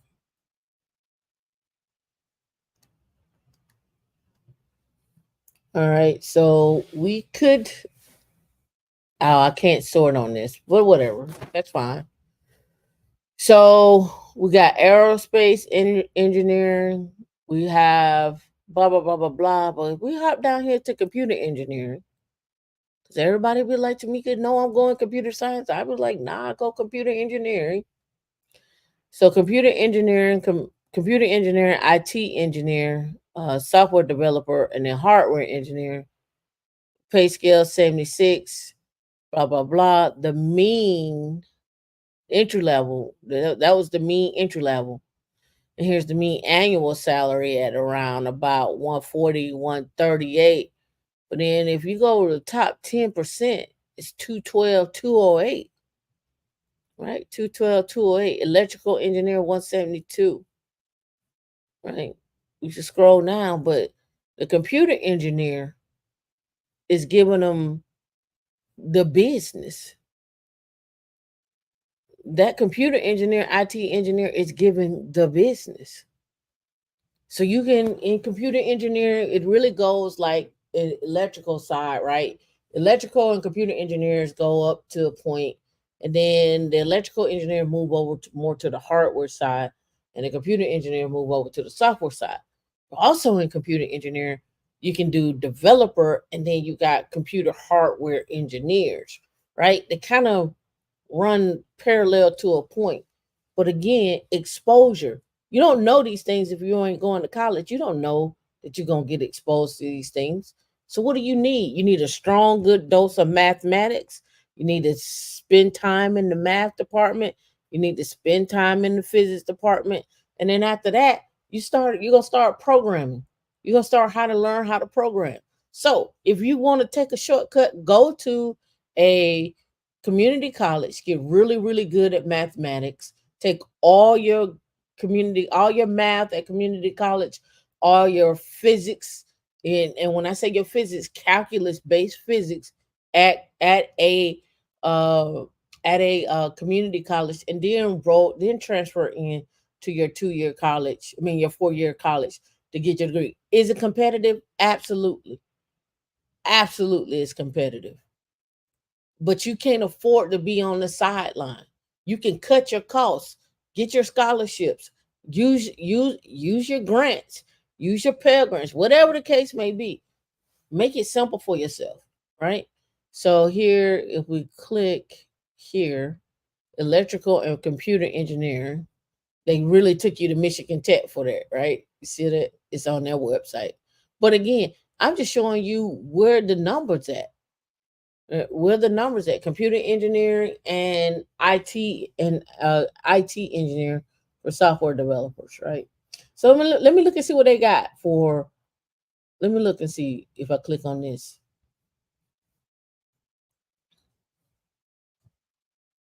So they break down computer hardware engineer, and then they roll that on the computer science. But then if you come down here to computer information systems management and start looking at computer system and system administration, you see the 180 to 239. You see the computer network architect. You see the computer network specialist, the programmer, right? Again, when you database administration, these jobs are database architects. These are jobs that are going to last you the next 10 years. They're going to be here the next 10 years. Stop fighting it. Stop fighting it.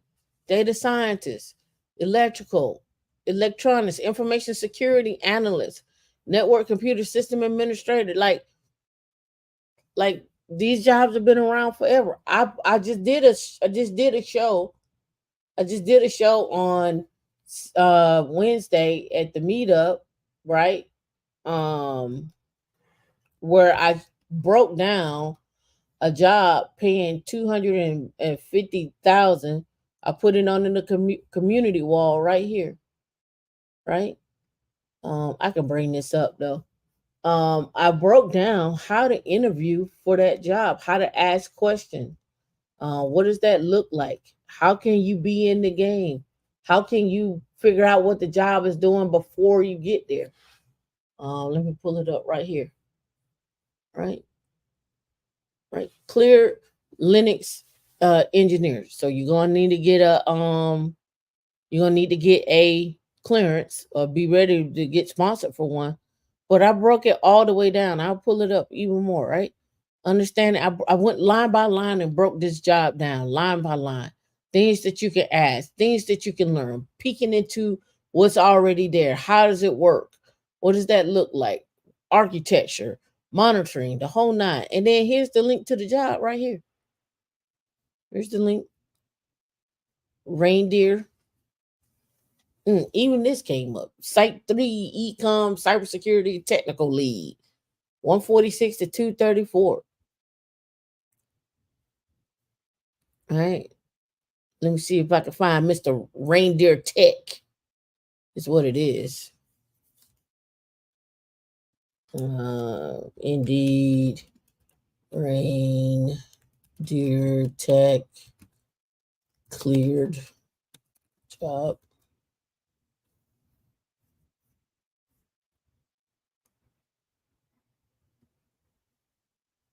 Let's see if it comes up under jobs. Oh, thank you, Reindeer. You're not there anymore. Maybe it's a different. Here we go, 3 jobs. Here it is right here. And then I literally took every single one of everything you see in here, everything right here.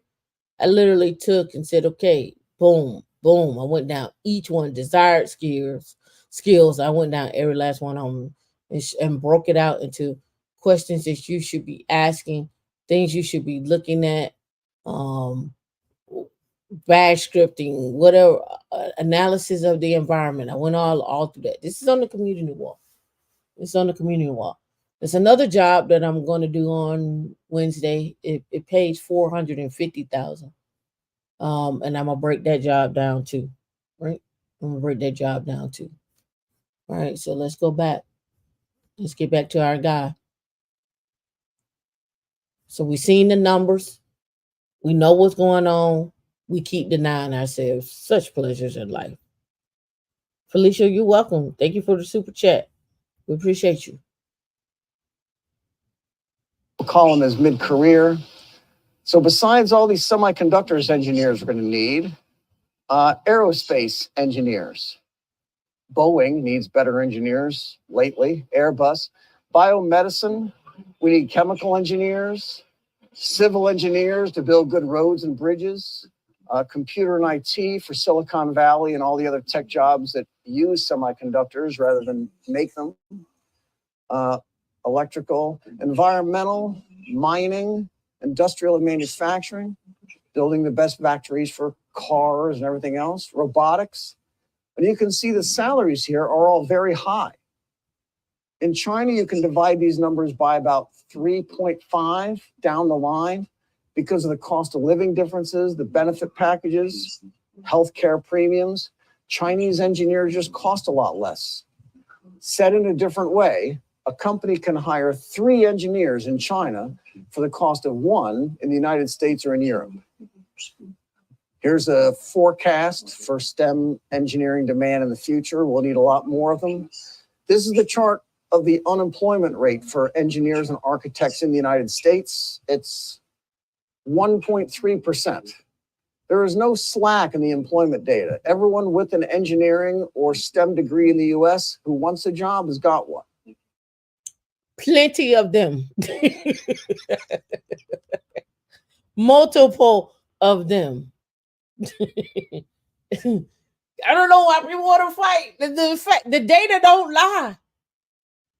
The data don't lie. If we spent half as much time arguing about who is feminine, fit, and submissive, and who are alpha, and who are sigma, and whatever, we could be in these jobs making 100,000. It wouldn't be like everybody is like, oh my God, they're requiring $100,000. I don't know. If you make $100,000, you're gonna work 90 hours a week. Who said that? Who did it? If you make $100,000, you're gonna work 70 hours a week. Who said that?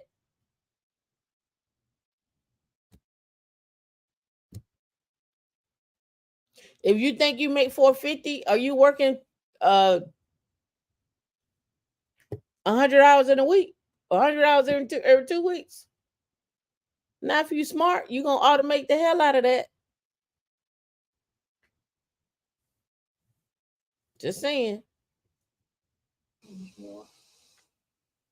And so back to our original question then, the new engineers we're going to need, the kids now, are studying engineering. And I was hoping to learn how many of them would actually graduate from an American university and start working in the United States.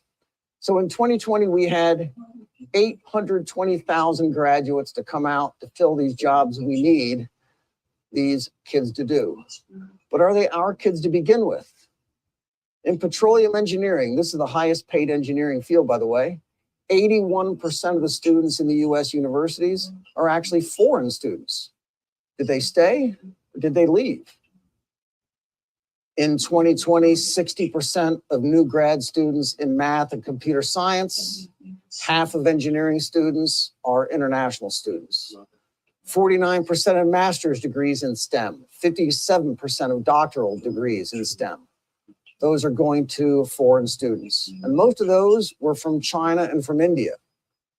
From China and from India. You think you ain't getting outworked? You think there ain't gonna be a permanent underclass? Right?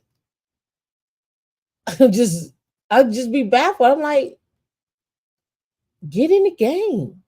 I don't care if you go and get you a Scrum Master and then you turn around and go get you a degree in a PhD in whatever, or a master in some kind of technical field, or you go pick up an AWS cert, or you go pick up a Azure cert. Pick one up. It ain't gonna hurt you. It damn sure ain't gonna hurt you. And this the other thing. I be in all these forums, these different forums. Everybody's like, it's so hard to find a job. It's hard to find a job. I can't do this. I can't do, like, man, I be feeling so bad for some of y'all, because a lot of y'all just be misguided, and y'all go out here and you're like, I got my A+ and my security plus and they won't hire me. No, we won't. We will not. We do not know what, they do not know where to put you. They will not. I'm sorry. I'm sorry. I understand people are like, no, to me, you could do it with the Security Plus. You could do it. You can. But where you going to end up at is not $100,000 job. I'm sorry. There are people out there that have done it. Absolutely. I'm just telling you, that's just not what I've seen. I'm telling you, as somebody who read the resumes, and they looking at platform engineers, DevSecOps engineers, they looking at site reliability engineers, they're looking at sysadmins. They look at you and they say you got your A plus and you got your Security Plus, but you don't have no Linux, you ain't got no Windows, you ain't got no AWS, you ain't got no Ansible, you ain't got no Puppet, you ain't got no Chef. They're like, what we gonna do? We're gonna stick you on the help desk.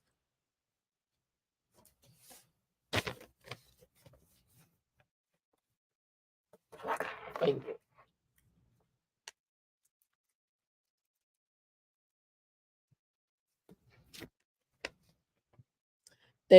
Thank, thank you for calling Rackspace. Managed backup. How can I help you, sir? I see that you have scheduled your backup. I need to turn you over to one of our tier 2 um, employees that can help you with this. 1 second, sir. That phone don't stop ringing. That phone don't stop ringing. Tier 1 help desk. You ever called somebody and they tier 1 help desk? Just trying to tell you where it's at, where it lies. We can fight. You can fight me all you want to. Fight me all you want to. I'm just telling you.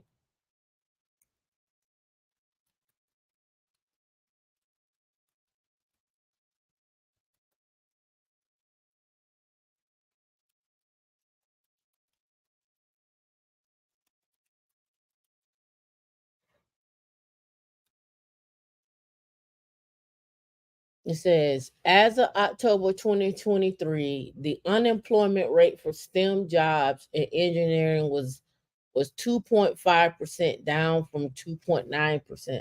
However, in 2023, Fitch Ratings predicted that unemployment would increase to 4.7 at the end of 2023 and 5.3 at the end of 2024. That's what they say. That's what I'm reading and what it says. That's for STEM. I didn't go by computer engineering, but I'm gonna bring this number over here to you because you know a lot of people don't realize what's taking place. You either STEM or you not. All right, the number of STEM jobs is growing twice as fast as the non-STEM careers, with a projected 11,278,700 positions available in 2030. The STEM fields are expected to see the most growth by then and include a 35.4% growth.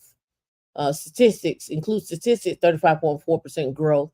Information security at 33.3, epidemiology at 29.6, and computer science at 21.9. Right. What is the most in demand field growing in by 2030? Mechanical, computer science engineering, electrical and computer engineering, aerospace, civil and chemical engineering. Right. This is the National Science for Engineering. I'm gonna click on this. This came out in 2023. Let's see what they say.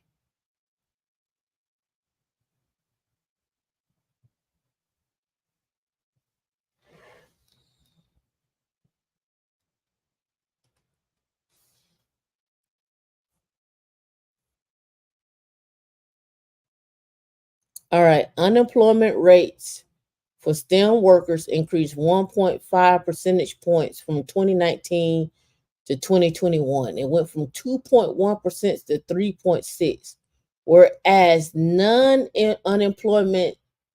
whereas unemployment for non-STEM workers went from 3.9 to 6.7. I'm only trying to tell you what I know. With somebody who's been in it, looking for a job is not something that you do. You may look for a particular job, but you ain't just looking for a job. All right. So here it talks about STEM between 2019 and 2021.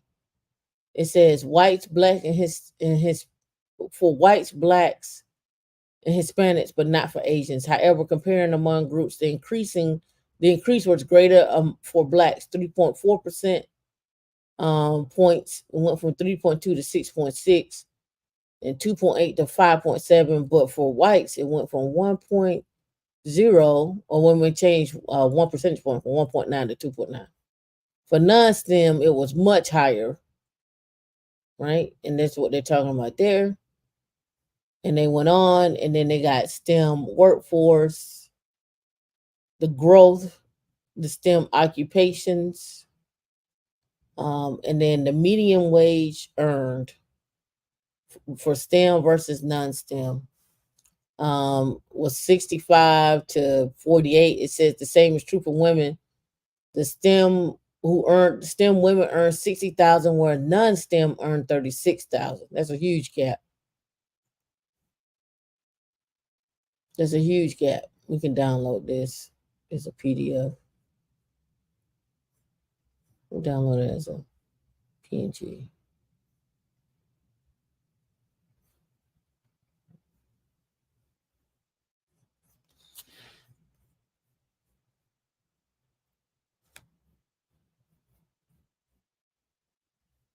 So we can blow it up.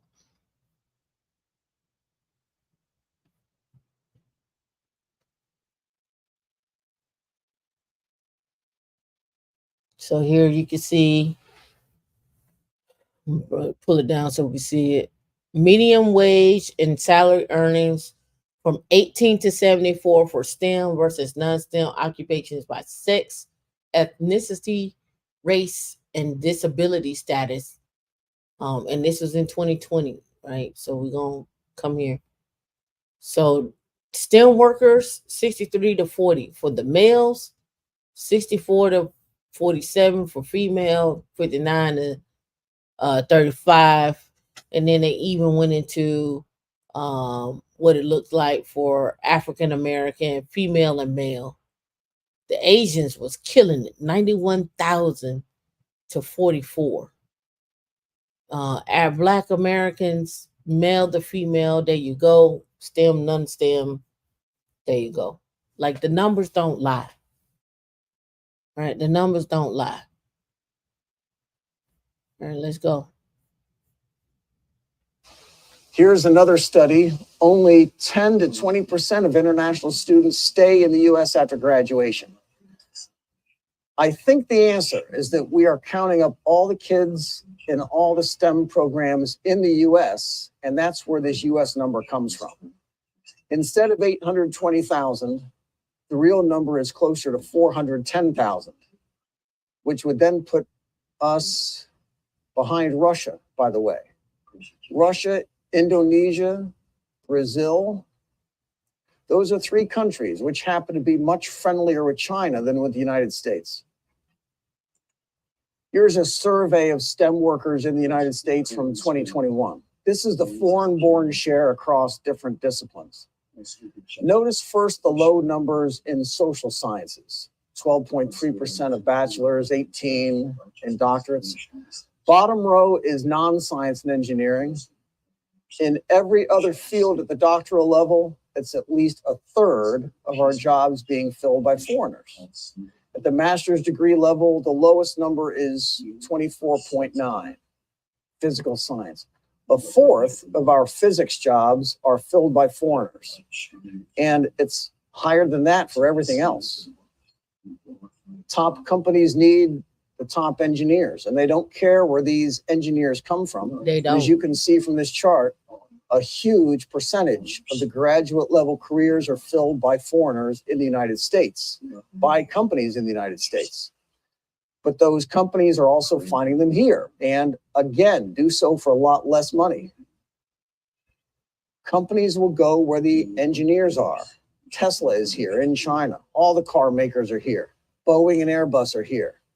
All the pharmaceutical companies are here. And that's because the engineers are here at a third the price. Half of the kids studying STEM in a U.S. university classroom are going to pick up their diploma and head to the airport. And lots of them are coming right back here too. As bad as these charts look already, the real story is even worse. Have a nice night. Be good. I thought that was a great uh, conversation. I thought that the whole thing with the looking at the mutual fund and the growth of the mutual funds, and so as far as semiconductors, relating that back to engineering, relating that back to investing, relating that back to where you should be getting your skills at, relating that back to how to do that. I'm giving you a 10-year plan to be a millionaire. You will fight me.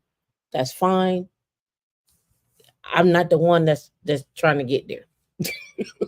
You will fight me. I'm just showing you how you can do it. Maybe next week I'll show you how you can do it with a non-STEM degree and go about how to be, and I've done this, how to be tech in tech but tech adjacent.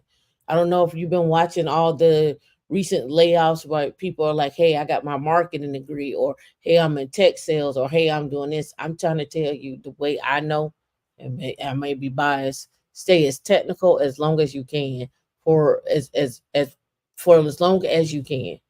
And when I say stay technical, meaning stay technical to the point where you are taking you are doing nothing but hands on the keyboard.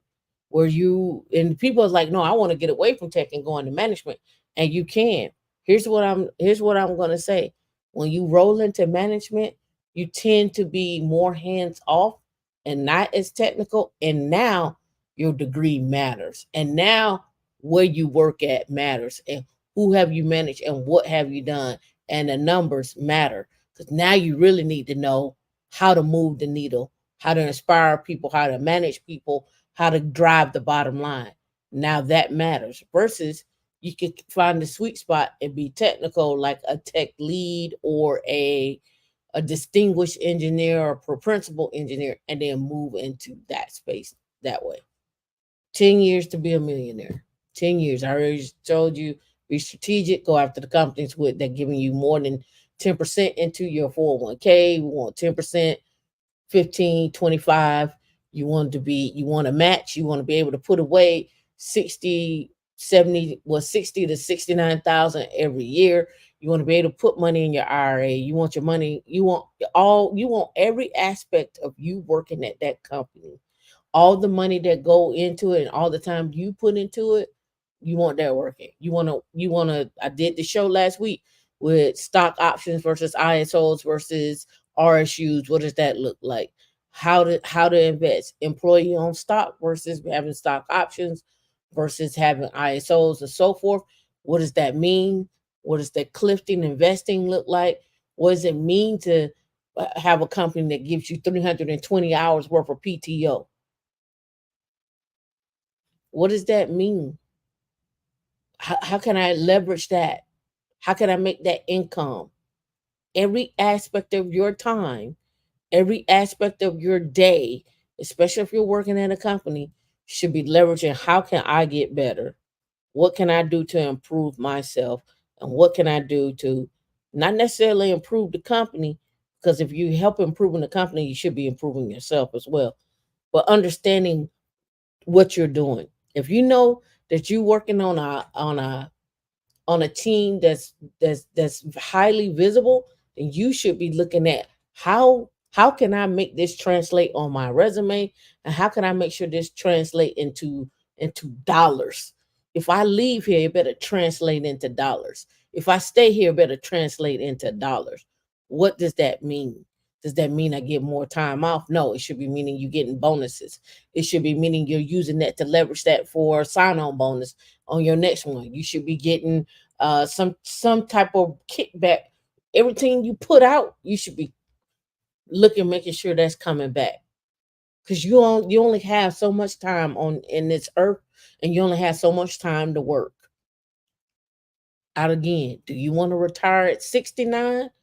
Do you want to retire at or be a millionaire by 45 or 50? And now you're trying to figure out, okay, now I made it to that status. How can I have this income make me more money? And how can I switch up where maybe I'll switch up the game and maybe I hop out and do something else different that pays me the same. Maybe I got a side hustle that pays me the same. Who knows? I don't know. I'm just throwing it out there. At the end of the day, like Glorilla say, the day gotta end. Right? So right? So you got to pick where you want to be at and whose side you want to be on. You better go and find you something. You better go find a career. You better go do some research. You better get in the game. You better go attend these conferences. You better start speaking up for yourselves. You better start asking questions. You can't be sitting in silence, because people who sit in silence usually get removed from projects, because they have no idea what you do. I don't even know why you're here. What is the point? Right? So again, these are things that I've gone through. Play this back multiple times. Go back and look at episode 124 of Tech Stocks and Jobs. You can look at all of them for me. I'm always grateful when you look at them. But again, don't come here every week and don't take action. Right? I get it. Those that live in Atlanta, it's a jazz festival going on this weekend. It's out. Everybody want to be out and about. It's sundress season. Everybody trying to get chosen. I know Afro Tech coming up. I know what you call it, Render is coming up. Everybody want to get chosen and everybody want to get picked. But while you out here trying to get chosen and get picked, somebody is passing a certification. Somebody is taking a physics class. Somebody is taking a calculus class. Somebody is doing something totally different than what you talking about doing. Where you want to start at? Restored and highly flavored? Where you want to start at? I say start with this. I say it all the time, never change. My motto is the same. Linux, pick a cloud, any cloud, I don't care. You need to learn configuration management and with Ansible. You will also need to understand Agile.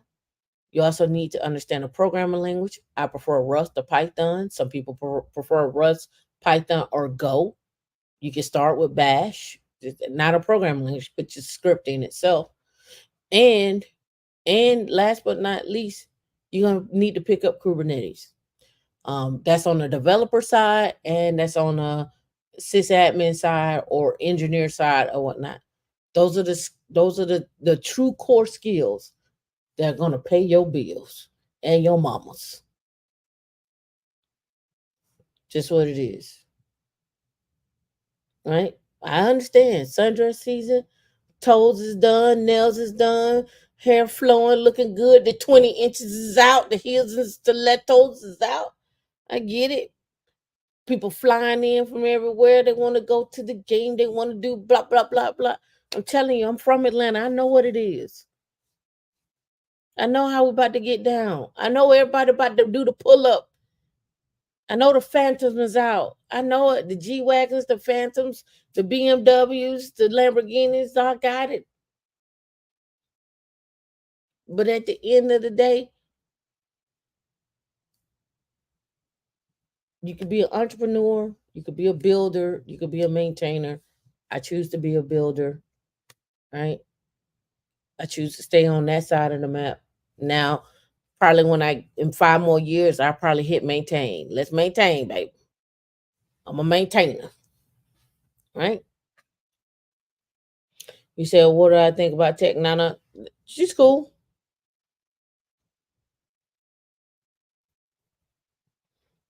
I heard purely for networking there, and I heard the women are paying for the $800 to go find a man.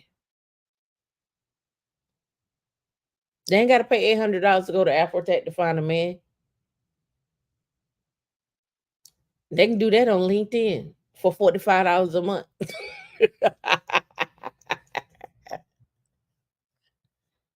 It was a big thing back in the day on LinkedIn, where people would get on LinkedIn and they see your profile And they were like, "Hey, I was interested in what you did in your job." And the next thing you know, they were like, "But you real cute though." That was a thing. That was a thing. People used to just try to hit you up before a date. That was a thing back then. And don't be over there talking about you the prize at the conference talking about I'm the prize. Look, I ain't never been. I think they're doing better this year by having more tech there. When they first started, wasn't really tech. Oh yeah, check it out. See if they got a discount. Again, get your skills, stack your skills, pay your bills. You should keep your credit straight, keep your debt low, do all the everything I've laid out for you. I've laid it out so many times. You could be a millionaire. You can do side hustles as well too. All right, now y'all be safe. I'll catch y'all on. Oh yeah, we can't do Monday because it's Dee's birthday on Monday. Say happy birthday to D because we ain't doing no show. She was like, "It's my birthday. We can't do no show. It's my birthday." So we can't do a show on Monday. I'm gonna try to slide one in though. I'm gonna try to slide one.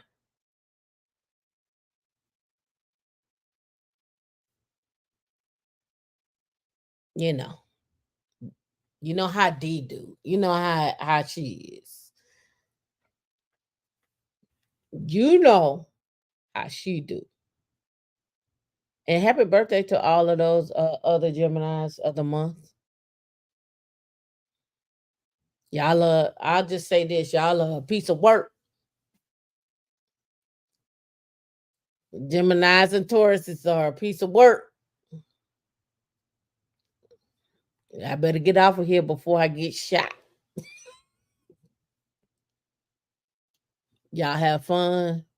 Enjoy your weekend. Some barbecue. I'm glad you admitted. Yes. Come through. Accountability. Come through. Come through accountability. I knew it was one out there that could admit it. Awesome. You notice D ain't said that. D's in the background talking about, no, you are the piece of work. You are. Mm. All right, y'all. Y'all have fun.